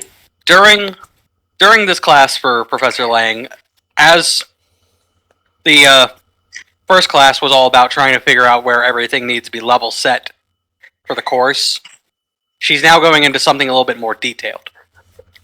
As now the discussions from the frogs on here, we're now discussing more native beasts to Arcavios. As she has brought in the head of an owlbear and begins to ask some of the students to take turns to come up directly in front of the class to help dissect it. I would like nature checks. Nature checks. Nature checks. Why the rush? Oh boy, I have Determine- a +0 in that. Where's nature? Oh, there it is. Oh god. Intelligence. Yes! I rolled a 19. Wow. I rolled a 16. That is a 21.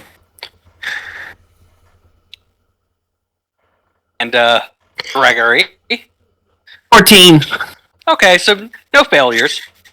No failures, but obviously I think you, Greg, are being a little bit more inspired via the musical number that you're humming in the back of your head while slowly dissecting part of the owlbear. That's what she's using to practically make herself not thinking. Okay, right now, in her mind, she's not dissecting an owlbear.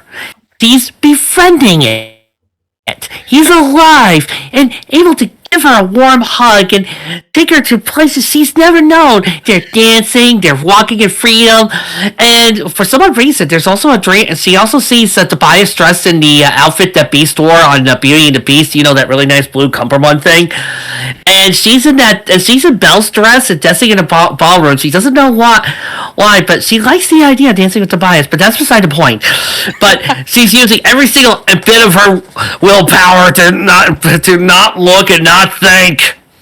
Yeah, so also additionally, and this probably is noticed by everyone who got a very good roll on here, Lang seems to primarily be guiding each of you through the process individually due to some students not having the quote-unquote stomach for dissection. But she does add on here, we will be taking this beast and be dissecting it limb by limb until you know every inch and part of it for your exams. As far as everyone here is concerned, this beast is the biggest threat to you for miles. They travel in herds, and the mountains that they travel through are within several miles of campus grounds. That does mean that it's not rare for one or two to wander off the path and make its way onto the main campus area of the Witherbloom campus. So, be warned, there are some dangers that can greet you on the way to class and away from class. My job is to make sure you know how to handle every one. To everyone else, and I did mention this previously, I want to keep saying Seto because I know that's incorrect over here, but Andy, you notice that she does not blink. She's been like dead eyes staring every single person in the class. She has not blinked once since classes start. Which kind of is odd, as Melathorn also never blinked. That is odd. Should I roll something? If you want to, yes. Roll me investigation. Or perception. I'll allow either. My perception is like a point higher.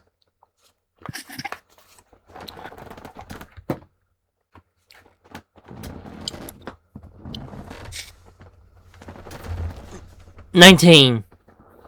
So, from your two interactions with dryads on here, the whole non-blinking thing could be mainly due to the fact that they aren't humanoids, so to speak. So they don't really require the need to, like, blink on here. If they were to blink, it's primarily like a genuine function of, like, a tell, specifically. Like, nervousness, hindsight, something of that nature. If they were to blink, it's something like behind the scenes rather than up front. They usually don't need to blink their eyes. Oh. So her giving her a death stare is like she is eyes like a hawk watching everyone in this class. As you could tell that she's also wrote down a few names in her little notebook that she has by her desk. Right. That is primarily her class, so if anyone wants to address the teacher at a point... I would. I might. Does anyone else? I might, yeah. Yeah, I'm good. And does the samurai wish to join or to leave? Yeah, I want to join. Alright. So, to the three that are staying, Rose, I know you're leaving, so I assume you're going to walk off with the rest of the class. Yeah. To those who are staying, you instantly realize that Professor Lang is not a very popular teacher. It's very clear that, like, after class is over and people are dismissed, usually most leave immediately. It seems like Professor Lang is easy to approach, but it's more or less because she's not everyone's rushing to ask her questions on here. But she is still at her desk. She's not making any direct eye contact as either of you approach. Mainly she's working on getting her papers away and in order after she moved the parts of the owlbear body and head to the side of the classroom for the clockwork servants to transport. But she does notice that you are there, but she has not made any eye contact. Would you like to go first, Miss Lydia? You can go ahead. All right. Her name's Lang, right? Professor Lang, yes. Berelda Lang, but Professor Lang. For Miss Lang, I have a question about mimics and bombs, and also certain creatures that may or may not be a corrupting influence, i.e., maid slayers, I think they're called. She looks directly at you for a moment, and the first time in class, you now notice that blink.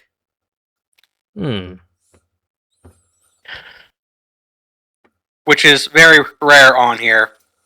Can I have an insight check real quick before I answer? Sure. Give me a minute. Oh, I know what she is.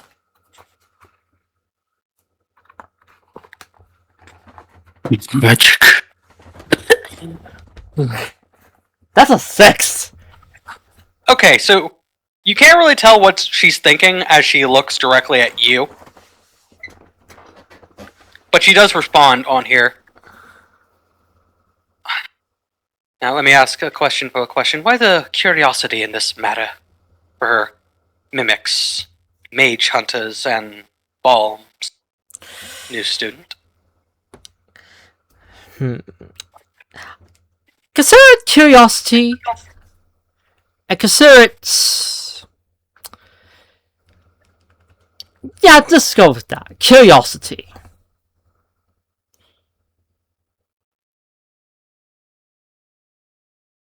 Well, let's start with the easiest one on here. Mimics are not that rare in outdoor society. They're usually found more in more modernized areas and sometimes forgotten areas. Mage hunters, though, are more dangerous, as they roam the swamp, and usually more dangerously protected areas, but currently, I don't think you need to concern yourself on mage hunters for the time being. Mimics are mostly uncommon on my where I come from. Though I have met one that for some reason can talk, but that's that point.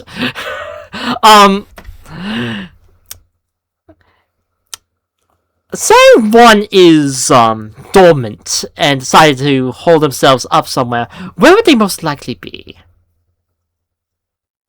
In hypothetically speaking, Yes. very, very deep where only themselves would be able to reach. Usually, they protect themselves and make sure that anything that could get to them couldn't get there easily. I see. They are insect by nature, so they wish to hide themselves, so to speak. Yes. Can I have another perception check for all three of you. And Rose, if you wish to join, since I assume you're still nearby because you're friends. I was actually waiting on the door for them, but I can. But I heard everything and I stepped back in. So yeah, I can do perception. That 16. is Being nearby, that's why I was asking if you're nearby outside the class wall. Yeah. 13 plus 7 for a dirty 20. Yep. 16. Yep. Mine was 11, so I guess no. Okay, so yeah, no. So everyone who isn't Lucas notices the walls of the classroom were slowly starting to, decrep, or to basically decay as, the class was ending to turn back into swamp. By this point, with you asking these questions, the walls have slowly begun to encase to keep the classroom technically open, as it seems like we are discussing topics that are more different than the usual questions that she gets.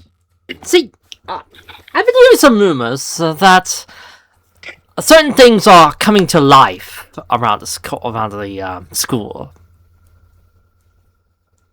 Rather, I think my tower was in the center of one of these attacks.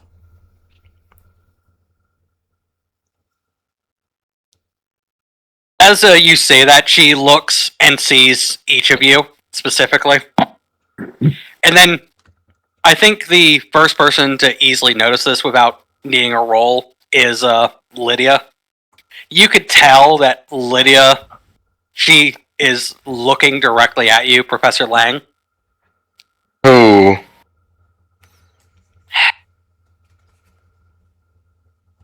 Alright. To be a little bit frank with all of you on here, the mimics are still being looked over and investigated, so I understand your curiosity on that matter. When it comes to the situation, currently it's being seen more as I wouldn't want to say accident, because we're usually more careful than that, but to everything here, I've met several students like each of you. Curious minds, some of you not so magically inclined, and I understand wanting to help. I understand everyone wanting to be in a safe location. She reaches into her desk and pulls out a small vial. This vial contains a very oily black substance that is very recognizable to the ones who've seen it before, and she simply asks, "Do you know what this is?" That Is is... that the... Can I step in? Lucas, you're stuck. You can't leave. Oh, Is that Eldritch Balm?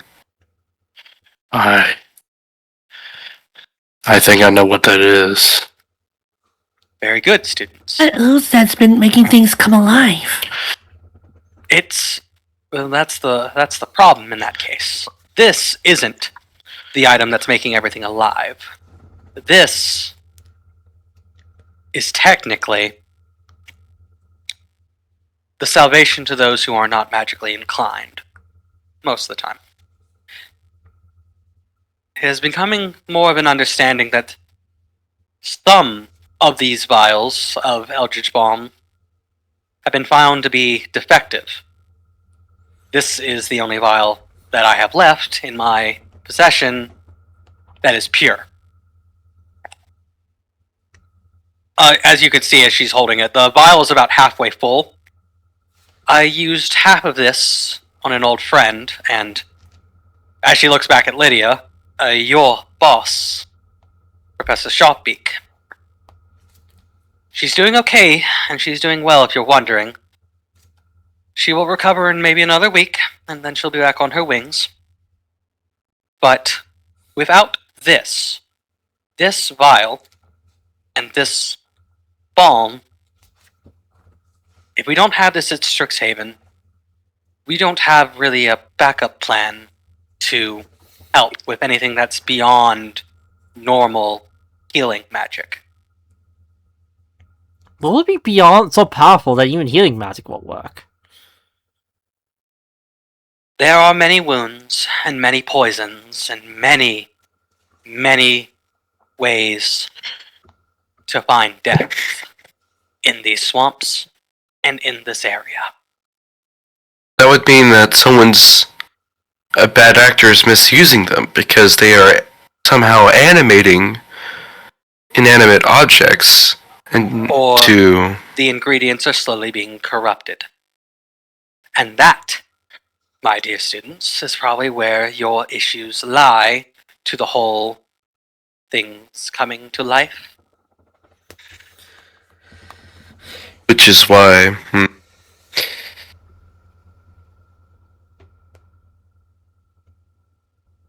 It is being investigated. That's all I could tell you now from my current perch. I'm not at liberty to say everything. I'm probably gonna be giving you too much information from this end. But what I can tell you is I am trying really hard to keep the school's record of having a low number of student death going, especially after recent events, and I would like to keep that way. Thank you. Well, thank you. It has been informative. As she puts the vial away and then locks it in the drawer that she pulled it out from. Did you have anything to add, Lydia? Not 100%. I was more or less going to ask a question about the subject of today, but no, not really. And you, as she looks directly to Livre with her amber-colored, unblinking eyes. Alright, has Lydia had a chance to ask her question? She's looking at you now with her amber-colored, unblinking eyes.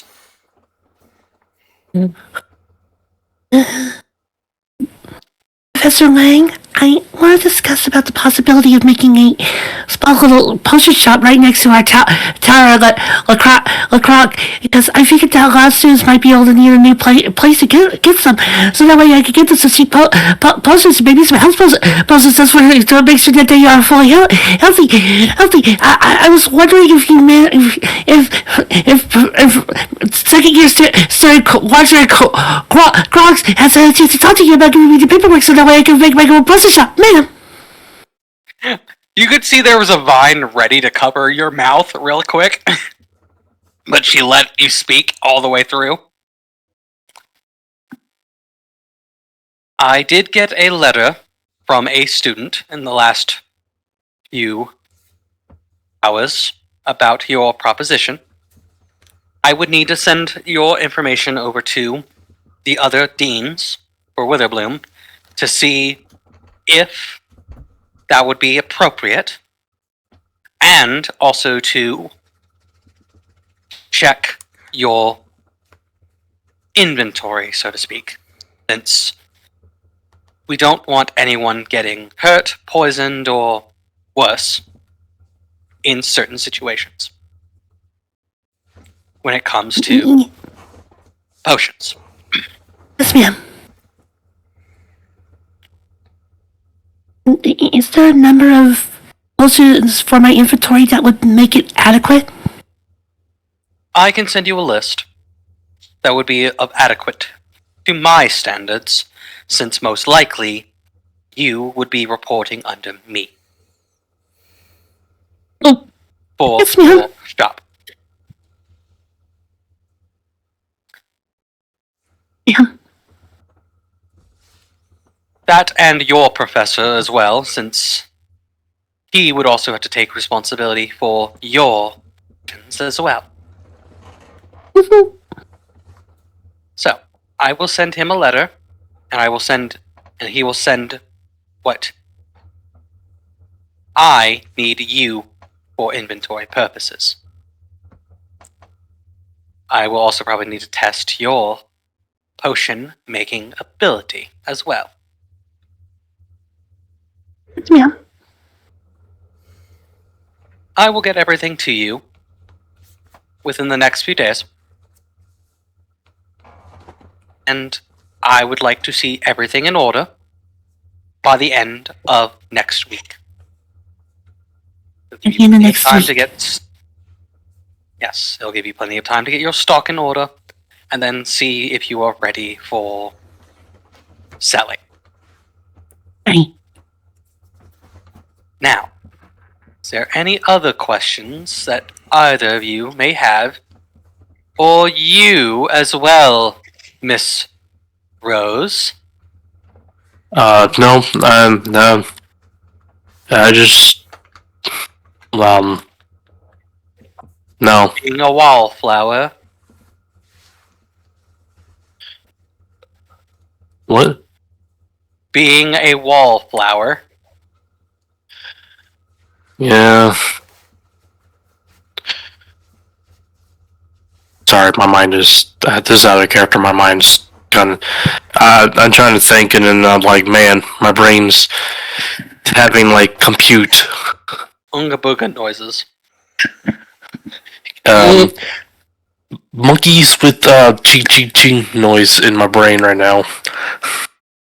Now, if that's every question, as you all can now notice, the walls are slowly going back down to make the classroom back to swamp, I will take my leave. As she basically pulls a vine and then just leaves the area. Well, Livre probably walks away. Right. At the end of next week. At the end of next week. She steps outside, clutches her bag and poses close to her as he slowly goes, Oh. And that's before knowing what you need to have ready. and I walk outside, pick up Livre, and we head back to the tower.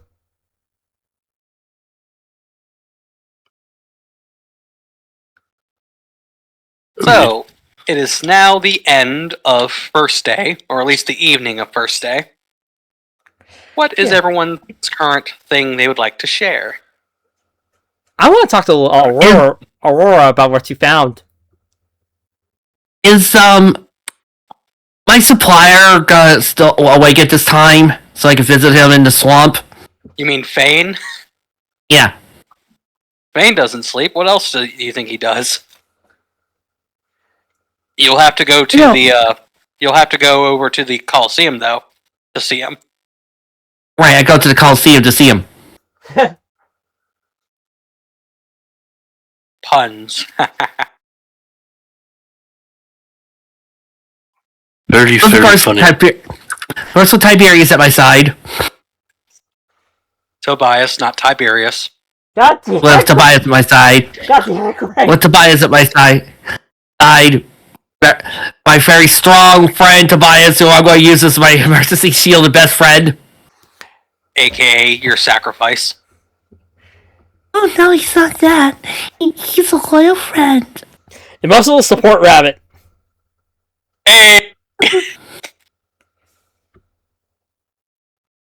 Ah, yes, just back to the scene of the crime and where the body laid, and I'm going to have a panic attack. Calm emotions. It's okay. It's okay, Tobias. I know you're nervous, and so am I, but you know, it's gonna be different this time. We're together, and I'm pretty positive they cleaned up whatever was here the last time, and, you know, we know Thing, you know Thing, I know Thing, he's a good person, and... Perception check. Oh, why? Because the DM's an asshole and he loves to cause trouble. That would be 11. You just hear a nice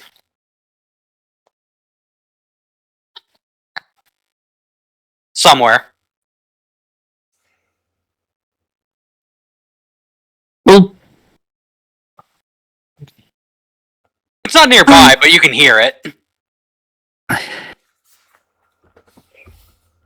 Eep. But you are able to make it to Fane without, distraction. she gets a little closer to the bias. The thing? Well, you have to knock on the door first.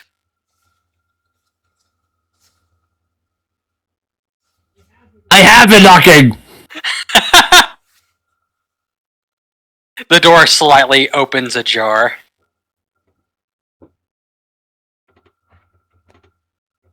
Where's me? Use the cane. Gregory walks away by the time I'm trying to say the line. All right. Another one, my bottle. Right there it is. Well, what do we have here? We have a lovely little goblin, and he looks at Tobias and just like, you could see the gears running through his head of what this is. My friend. Right. Very close support. Emotional support friend. Right. Where is Liv's hand currently? Just to ask. One's holding on to her cane, and the other one is holding on to Tobias's paw. Okay. That's where my brain was going. Like, full-on hand contact. Got it. Unsolicited, unprovoked, scandalous hand-holding. Got it. Yes.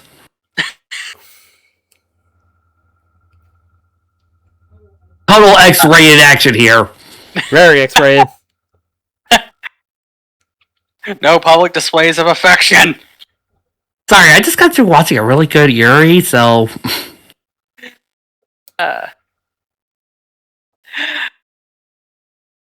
Now, what can old Fane do for you?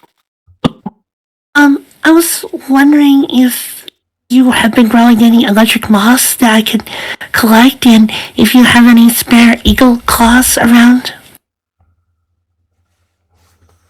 I may or may not have some moss in my wheelhouse. Claws are a little easier to find since birds like to be in the swamp to hunt, so that's not the hard problem. The moss, though, will have to cost you a favor. Okay, what favor is it this time? And that, I'm gonna have to ask, more or less, how good do you swim? I swim pretty good for a goblin. I need y'all to go into the swamp to get something from the Turtle's Gardens. Okay. Just a few vegetables that they currently have. That doesn't sound like too bad of a problem. Well, that depends on your definition of what this vegetable is. What is it? Essentially, it's a cabbage Oh, that sounds simple. that has teeth. Yeet. That was the sound of her cane dropping out of her hand.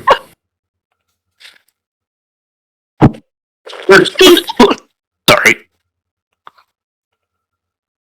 As in, chomp chomp, bite, teeth. Yes, what other noises does the teeth sound make?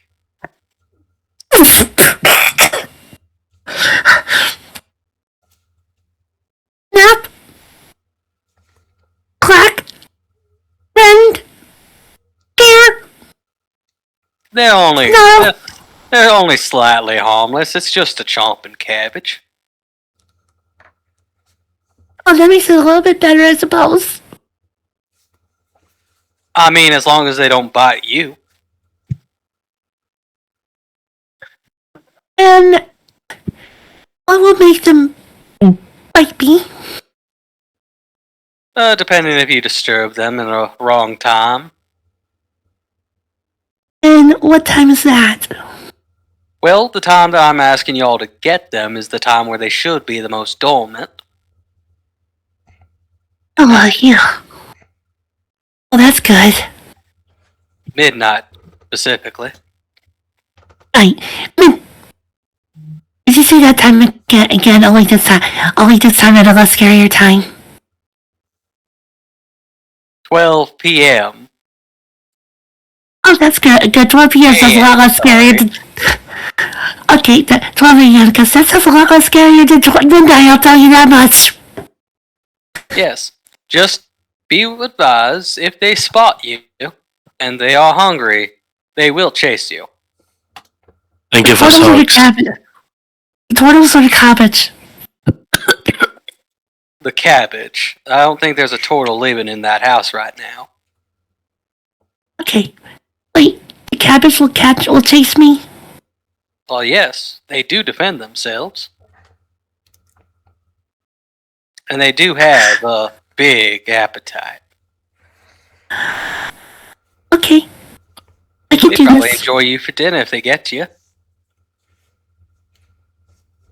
I don't think it would. I think I taste bad. I mean, look at me. I got nice gazangas. They probably are tasty too and sweet, but my thighs, they're not that good. My ribs are completely horrible. Goliath is blushing like fucking mad with you saying all this with him right there holding his hand. You know. I think we can man it. We can do this. Right, Tobias? Yeah. Sure. You could then just feel his paw just squishing your hand in a SOS, SOS, SOS. I know. Oh, come on, Tobias. Let's go get that cabbage. Should be easy. Happy hunting, you lovely lovebirds. What the hell? We're just I gotta get going. Bye. Tobias is now just being dragged across the floor. Meanwhile, at the Crocked Tower. Now, I would use sending to call one of you guys as phone friend, but the last time I got Shaq killed, so he's a little hesitant to call for assistance right now. Oh no, that's why I was like, I'm gonna just move the scene along and move over to the others over here. So, Croc Tower team over here. One wants to talk to Aurora. What does everyone else want to do over there? I'm going to probably practice my flute. Roll performance and stop dying. Well, tell the bozos that thank you for getting me damn sick.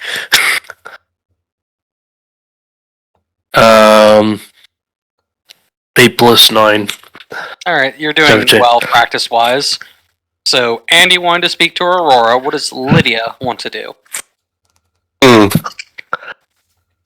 Say drugs.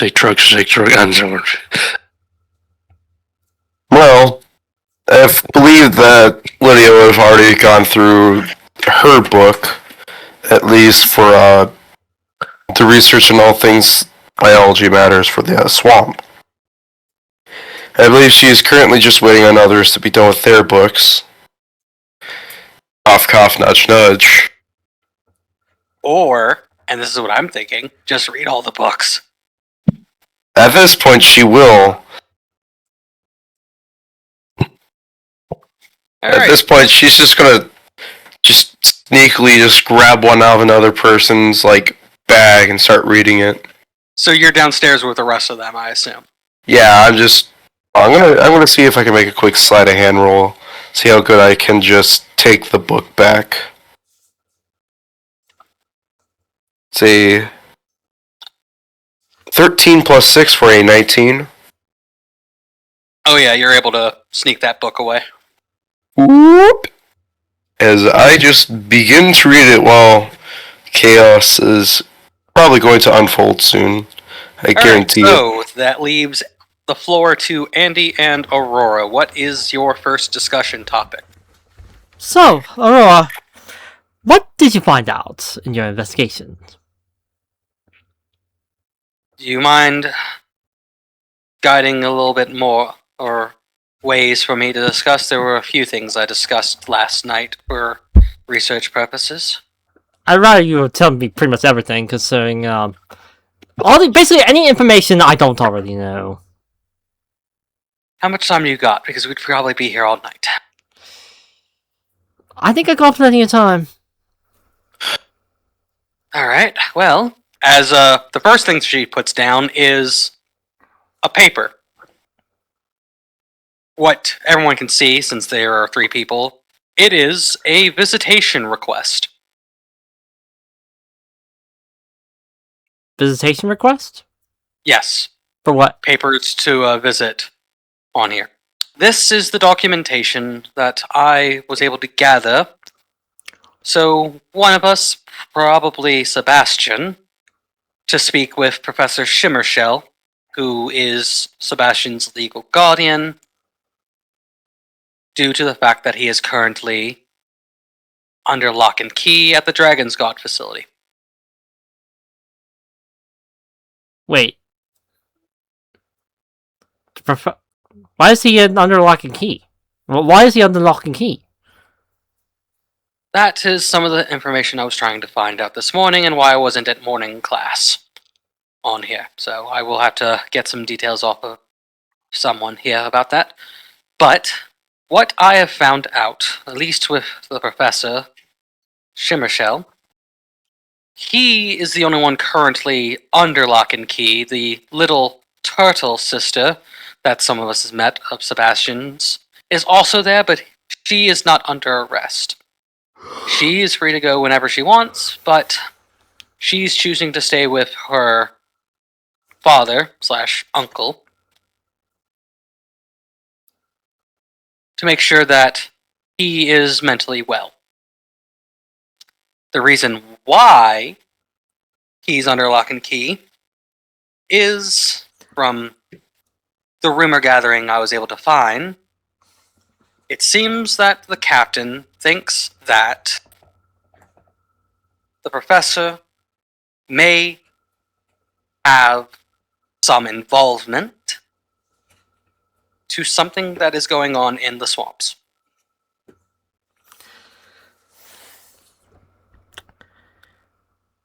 I don't know all of the details on that end, but what I was able to gather is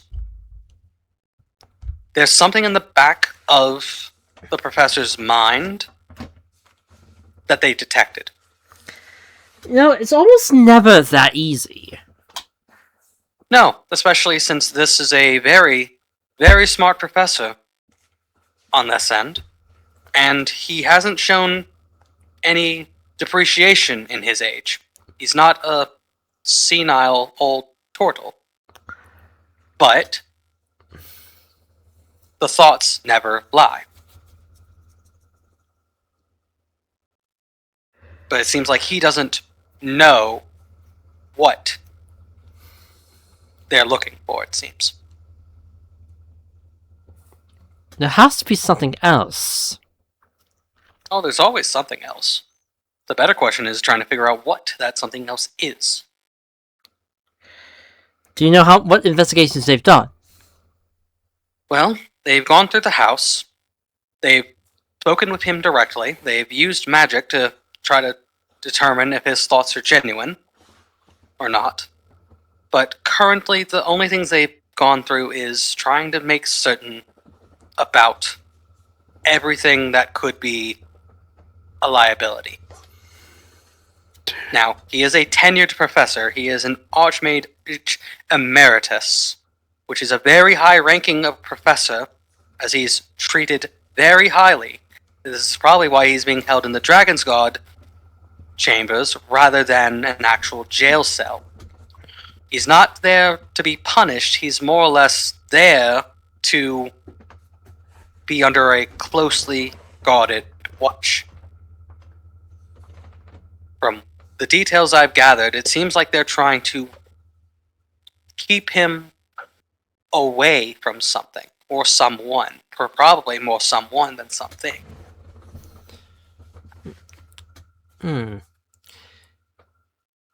Especially since, well, from the other details we know about the Ordic, there are some people who are not fond of this university or this college. They'd rather see this place burn before join it. This is not a rival university. No, this is the only university on Arcavios. Okay, because I don't want, like, team mascot to get stolen away. I assume there's a university where you're from where that is a common practice. I said it, and now it's canon.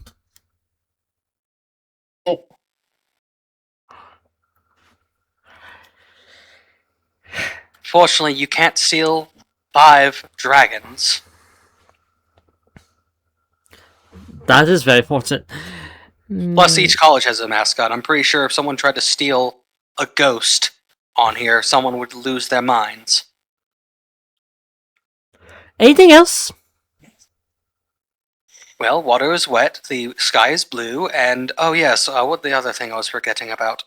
Oh, that. And this may shock someone in this one here. I don't think Shaq's dead.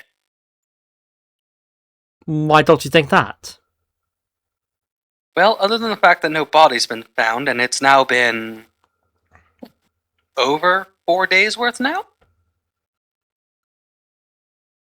Since the last spotting?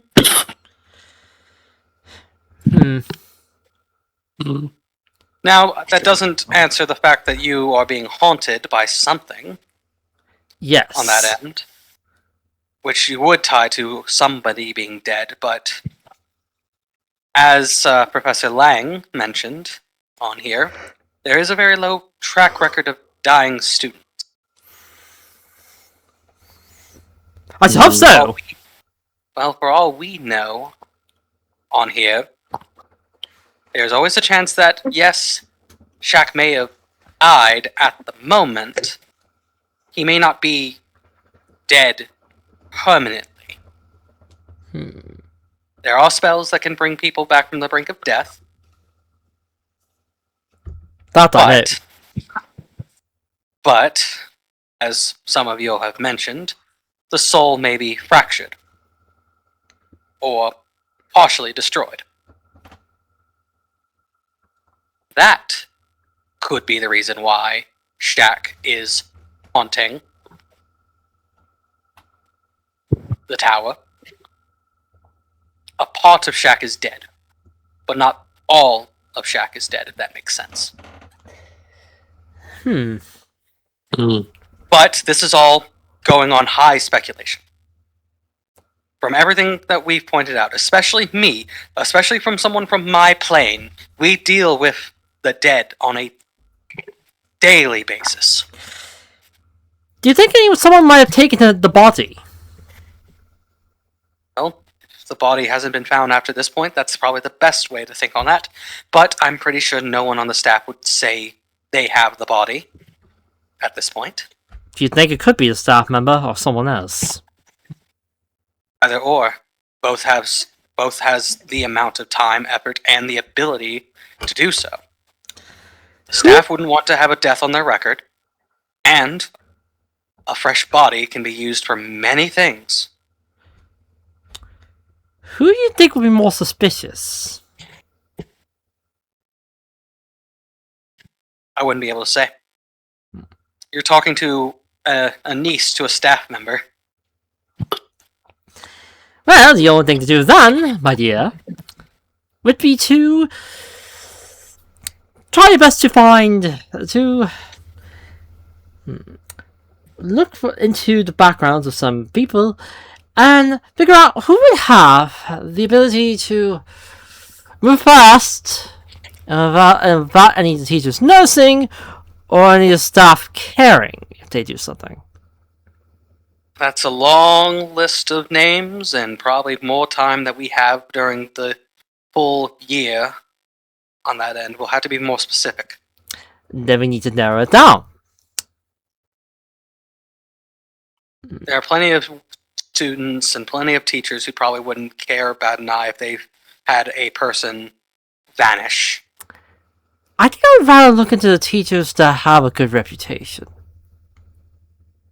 It's going to be a lot of them. I think the easier would be to go to the ones who don't have a good reputation. But those who don't have a good reputation, those will be the obvious ones. Those who do have a good reputation, those will be the ones that would have less to fear. And thus they can move around without people accusing them. It's easy to accuse the teacher you don't like of being horrible.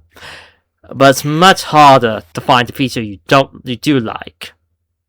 I was about to say, you've met Lang over here. She's not the brightest, well, she is the brightest, but she's not the most lovely flower in the whole orchard. Yes, but I don't think she'd be the type to do this. That makes any sense. She's a healer. Why would she hide the body? That's my point.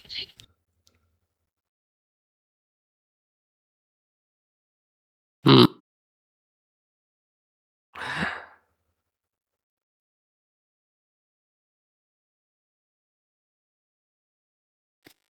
Silence. No, I'm trying to cover my cough. That's why. There's a lot on that end here. Plus, again, there's always the possibility that it's not a staff member. It could be someone from this organization that could be using it as a distraction, using it as a way to cause the school to be in a worse place publicly. Again, it's been... How many years has Uncle Julian said? It's been about 200 years since the last student died on campus? Could be some sort of secret cabal of students. I mean, the Orc would go after anyone who on here, but usually it's blackmail for a student. Or, in worst cases, if it's a expelled student, it's usually just a way to get back at the college.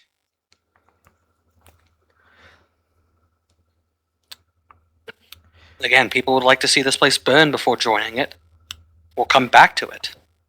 We need to There's plenty of people. We need to find a good lead. I already talked to Lang. Someone else who would know more about this, who's willing to spill more details about any hidden secrets, any people who would be horribly intent to doing this. Mm.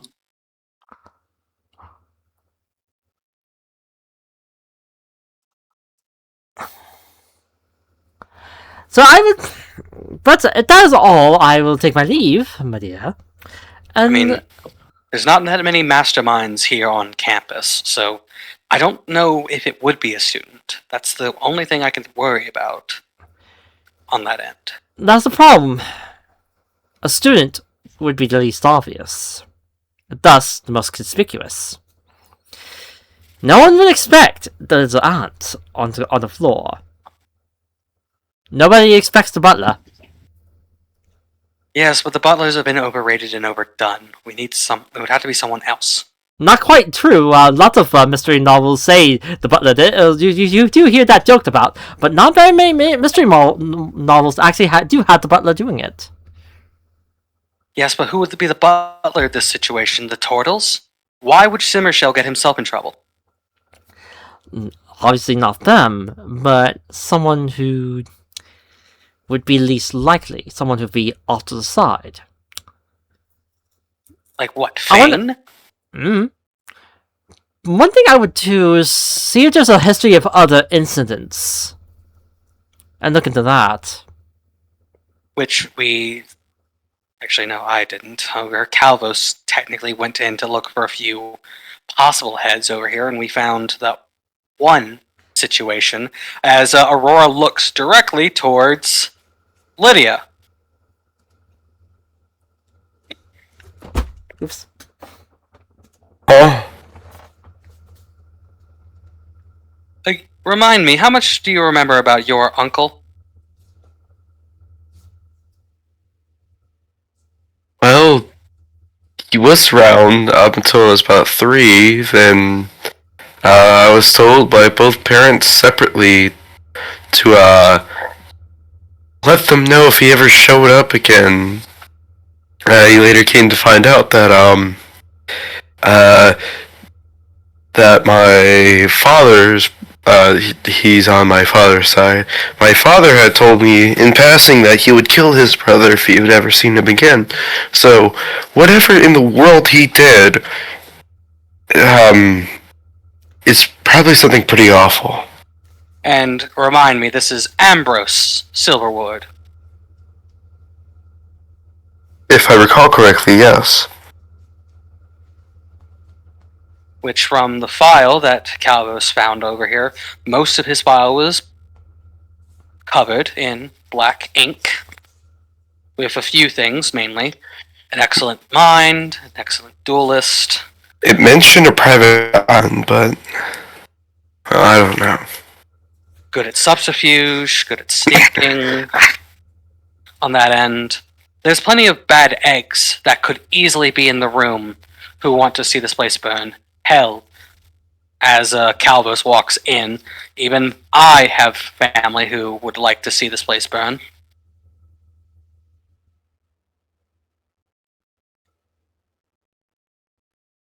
All we know, it's any person of us who could easily be in this situation, or, worst case scenario, coerced into doing bad things to this college. I wouldn't be surprised if people thought Shaq was an Ordic.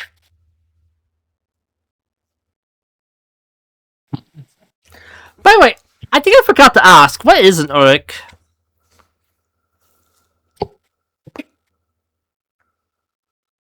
So, Uh, I was about to say, if you want to, Nathan, go ahead.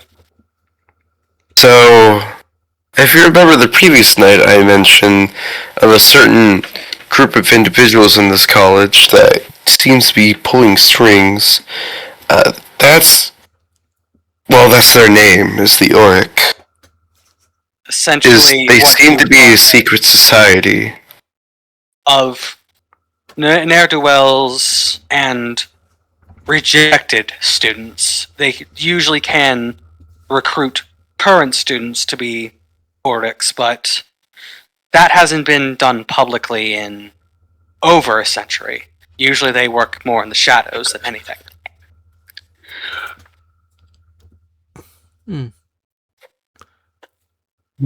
And they usually find their ways and recruitment via students who usually don't match up to what Strixhaven shows as qualities. To example, fly on here, people probably thought Shaq was an Auric, or at least a possible Auric member, due to the shenanigans that he caused.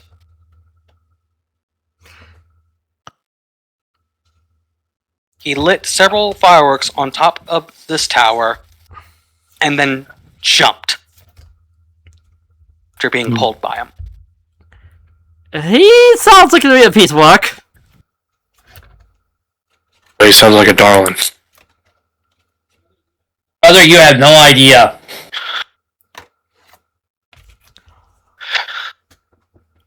You've been awfully quiet, Rose. Anything else you'd like to share to the class? No, I'm just listening.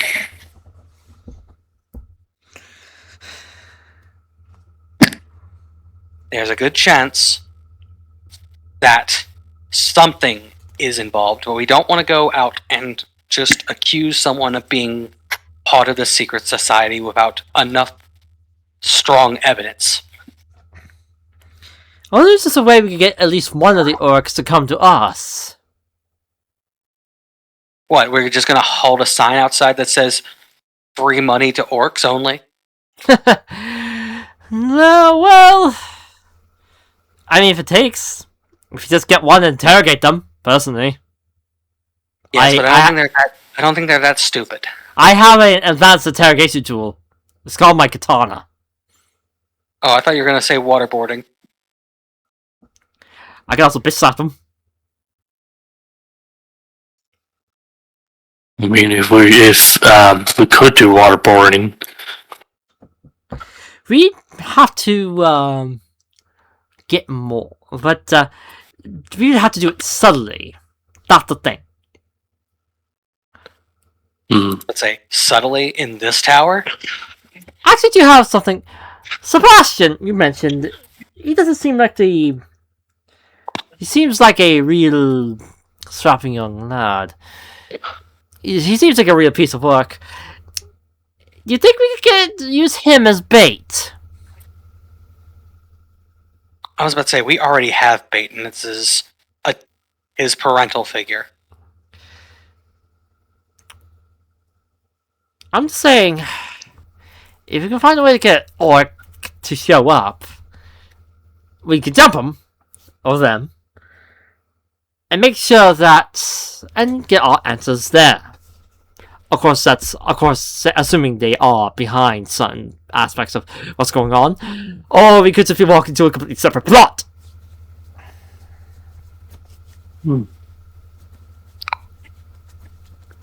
That's the reason why I'm saying to take this more or less slowly than anything. We don't want to assume that anyone is who they are not, especially if we're trying to say that someone's an Auric. That would be a death sentence to somebody on campus. Yep. I hate that you laughed. Why did you laugh at that? I'm just saying, if they were too bad, I would gladly smite them. Even though I'm not a paladin, but that's the point. Yes, but there's so many issues that come with falsely accusing someone to being an Auric, because that just ruins their reputation and then leaves you open for the damages. That's why we're not going to falsely accuse them. We need to actually get them to come to us.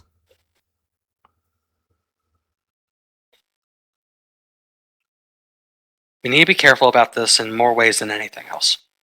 Exactly. Mm-hmm.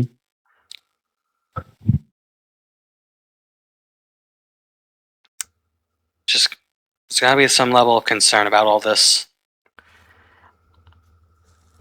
Aurora notices that Lydia is still reading the book, and she's just gonna ask plainly, anything on your side from the reading of my book?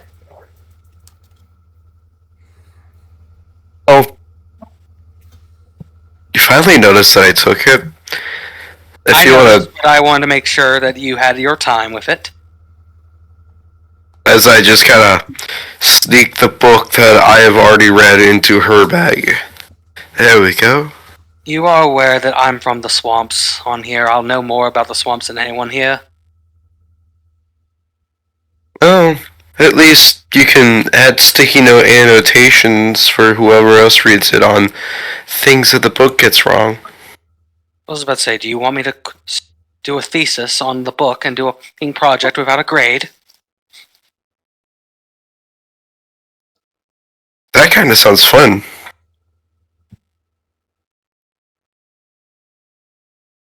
I am also here, as Malathorn just chimes in from the corner.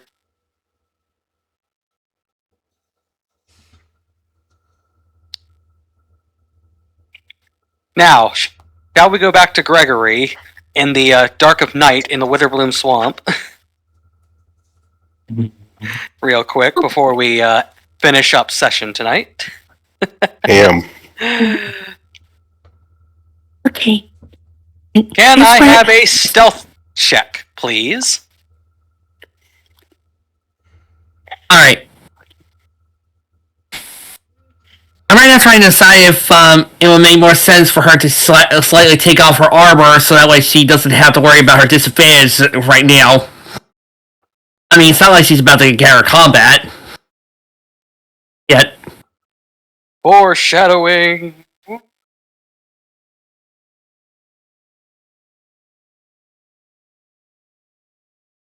As Tobias is also going to roll stealth real quick. Well, he need help.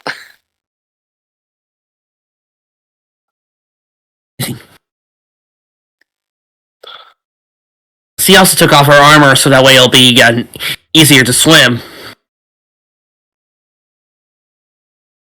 That again, that's good. That's a 6. Tobias got a 7. You have dark vision, correct? I should. I have to I ask. got one. Gotta ask. And it's good that you ask. Features and traits. Spellcasting.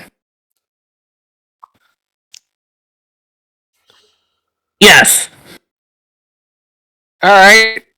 Because, just gonna quickly check for Tobias real quick. Tobias does not. Okay, Tobias, I'm going to need you to stay right here. Keep an eye out. If I fail at this and those things start coming at me, I need you to either come and rescue me or scream real loud. Now, I've already added a glyph of warning to my armor. If it looks like those cabbages are going to get me, you need to activate it. It's got a sending spell on there that says, "Help!" Fine, Livre. And it'll go right towards Sendo. And he should be coming right towards me. It'll also say where I am. Okay, Tobias? Alright, I'll try.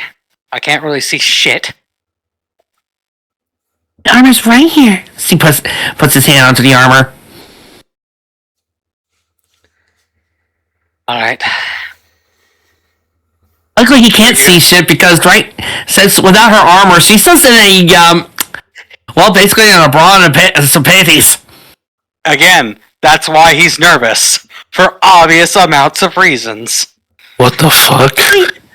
Why does this roleplay keep making me fan servicey? Because horny. Anyway, that stealth roll of yours was a 7. No! It was a 6! Oh! Mine was the 7. I could've Got it. So, as you swim across from the docks to where the house is, the first thing you notice, there is a guard at the door of the house where this professor lives.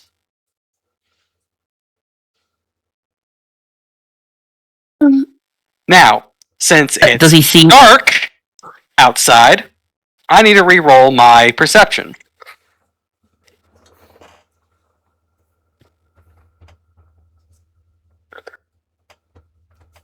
That thing said that there wasn't anybody here. So I rolled a 4, so he's not seeing you as you are crossing the river. Okay, miss a big tinted goblin as he starts swimming through the ocean. Starts swimming through the lake. 4 plus 1. Okay. Yeah, you're a 6. He rolled a 5. That's why. I'm a 10, thank you very much. You're an 11 to Tobias at this point, and he's probably going to lose his mind later. He's gonna lose something else that just keeps up. God damn it! Alright, you are able to get to the garden without any issue. But you are aware that there is a guard at the front of the house. Right. Can I reach the cabbages at least without the guard noticing? Can I have either a nature check or a sleight of hand check? No, you cannot have those things. I refuse to let you have those things.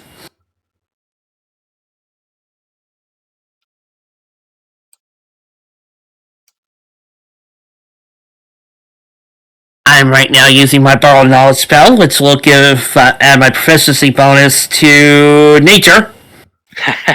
And now whatever it is, it's a 5.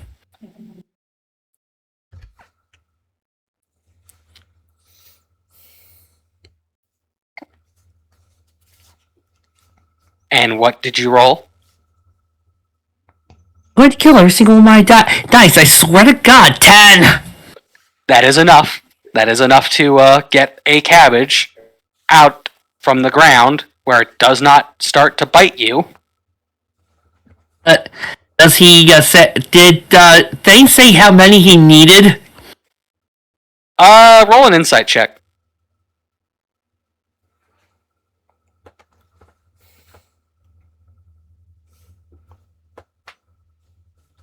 That'd be 14.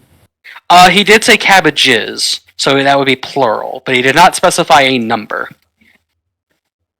So probably, most likely, more than one. Yes.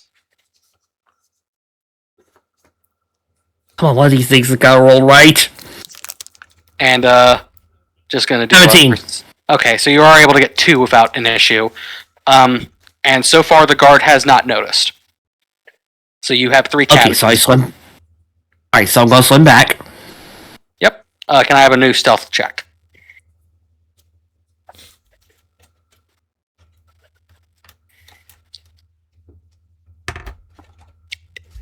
Nat 20. Oh, cool. I still rolled a 5, so yeah. He has not noticed you as you are swimming with 5 pondering orbs across the water. Alright, but I only got 3 Oh! There you go. Now you're thinking with portals. No, I'm thinking with boomage. Alright, and lastly, since you are in the water, I'm going to roll a D100. E100.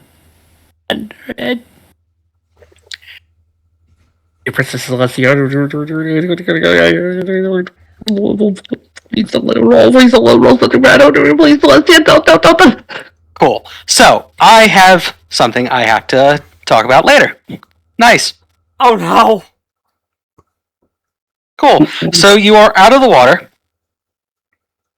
Wait, my prayers to Celestia were heard. Do you want to do a perception check? Yes. 18. 18? 19. Oh, 19, thank you. I wanted to clarify. There's a little bit of goo on the bottom of your feet. Both toes. It's not the goo that... It looks a little bit of black, oily substance, see? I tried to kick it off. It's stuck to your feet. Is there a way I can wash it off? With hot water and soap, maybe. Right, I got one. Right, Tobias, remind me to take a bath to wash my feet later. Okay. You can see his eyes are directly towards you as he is in fight or flight mode. Specifically, you do not know if that is good or bad. Tobias, why do you look like you're ready to run? You are wet and essentially almost nude. And you just swam. He looks down You swam. and sees what type of damage the water has done to her bra. I say almost nude. I didn't say fully nude. Just Still, I don't know if I could put my shirt over you without it being weird. In the nude. I'll Tobias, just get my armor now. I can't. Obviously, I can't. But Tobias, this has already been weird. Yes! Tobias, just hold on to these, and I'll get my armor on. Yes, the 3 sets of cabbages. Yes. And nothing else. Yes. With any luck, he can take the cabbages easily without fumbling his grip and touching something else. Yes, he can. He Are doesn't. you sure you don't need to roll a sleight of hand to make sure? God damn it! You had to say it. I will roll it now because it's funny. Yes. All right, high or low? Hi. That's a 6 plus 2. I'm gonna ask this kindly. I'm gonna roll a d4 to see where his hands go. You are fucking lucky. He accidentally holds her hand. Oh. If it was a 1, that would have been first base right there.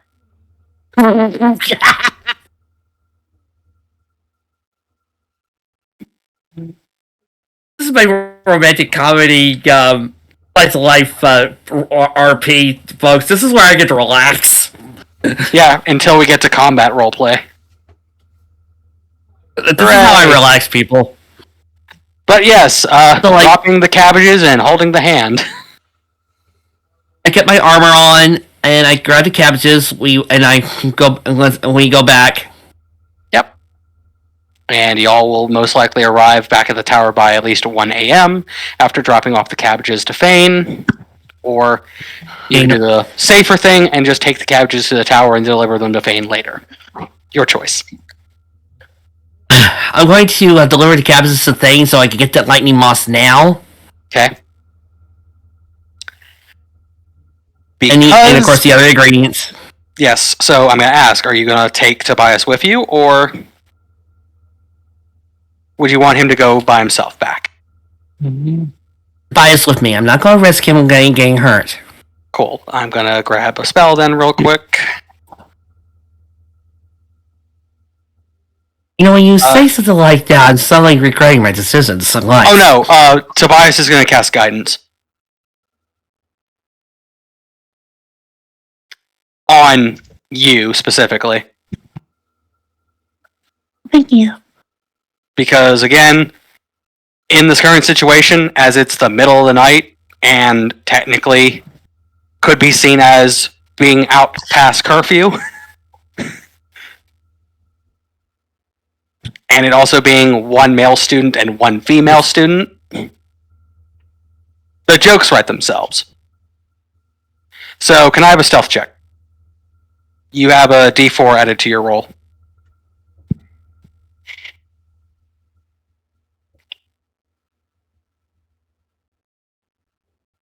Now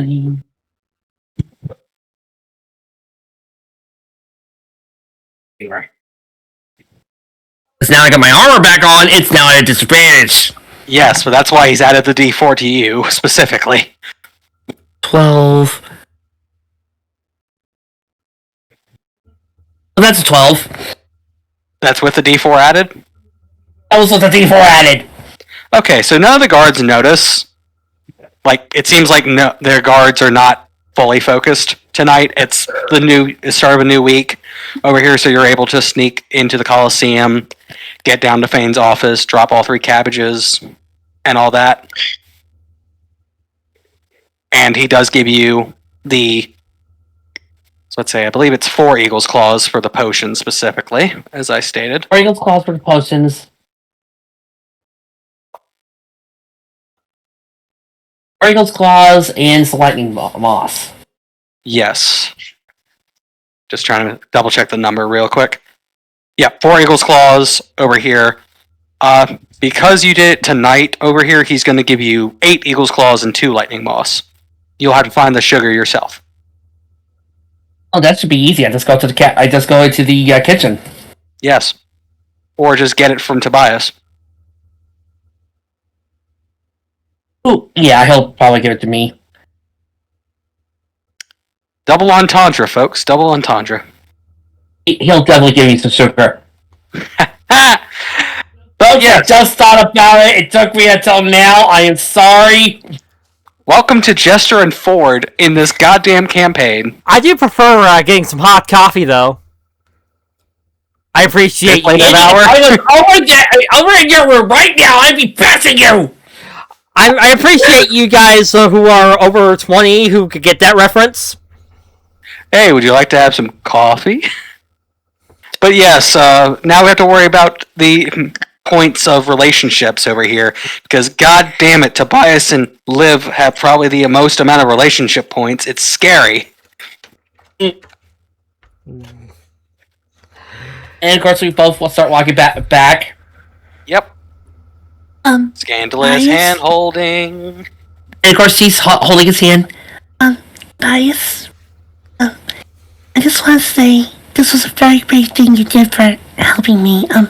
Thank you so much for, staying by my side and making sure I was okay. You didn't have to, but thank you. He rests her head on his shoulder.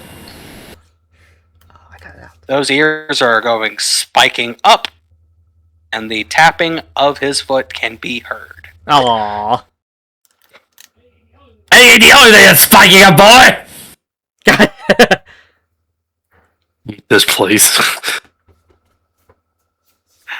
The amount of relationship that's going on here. I thought it was gonna be someone else, but no. Greg wants to make me the target this campaign. Got it. We're never safe. No one is safe. No one is feeling love, and everyone can feel all the amount of depression that comes in the world. But I just like to say, you encouraged it out, Adam. You just I I'm aware. I know I've encouraged it. It's also giving everyone a chance to have a character like this. Because again, I'm usually not the target. It's usually between all of you who have like intermingling relationships like this. I'm just here to drive the truck. And now I get to drive the truck off a cliff. Yippee! Have fun in the snow. Drive yourself off a cliff into the snow. Drown yourselves! I hope when we get to the tower, and if anybody's awake and sees us, nobody gets the wrong idea when they see a partially wet girl with her bunny friend walking back into the tower late at night. You are aware who the one person is who doesn't sleep is, right? Yep. Aurora watches you enter the tower. Aurora. Rough night? It wasn't that rough, but he was very easy and we had a lot of fun. Sure you both did. I'm sure you both Yes, we did. Yes, we did. We enjoy each other's company a lot. Go get clean, you two. Oh, you're right. Dripping on the We need to take a bath, don't we? You could see that Tobias is blushing and not saying a word a moment. He leaves him upstairs. She has no idea what he's thinking or what they're referring to. Cool. I'm gonna just remind myself, who are your neighbors? Well, upstairs, it's Sendo. No. And Lucas is above and Nathan's below. Nathan's below, Lucas is above me, and Sendo's on top. I hate this. I hate this. I hate this so much. God damn it. Well, I'm kind of glad it's players and not the NPCs, because it could have been a lot worse. I swear to God, I hear squeaky noises. I'm gonna freaking like if I hear squeaky noises in a rapid and tone, I am getting the bat. Don't worry, I'll send you that later. Oh, knowing Livre, those squeaky noises would just be her working on her potions. Mm-hmm. Oh. Yeah, sure. Well, she can't work those glutes. She's already thick as hell. Oh. But to keep Lucas from exploding in multiple ways, I'm already dead. and to at least get everyone on here. I assume that leaves us to go into second day without any issues or questions or concerns. Yes, I All I lost have my to feet. I lost my feet of that ooze. Yep, that very, very oily ooze. It turns out to be Hexus. But if there are no other questions, items of concerns, or to share with the party before we sign out, note, remember kids, consent matters. That it does. That it does. That it does. That it Remember, does. You are loved, beloved, someone's thinking about you, even if it's in a weird way that you don't know how to comprehend. You are enjoyed by many a person, and we appreciate you listening to us all the way to the end, even if it got a little too PG-13 for most people. Oh no!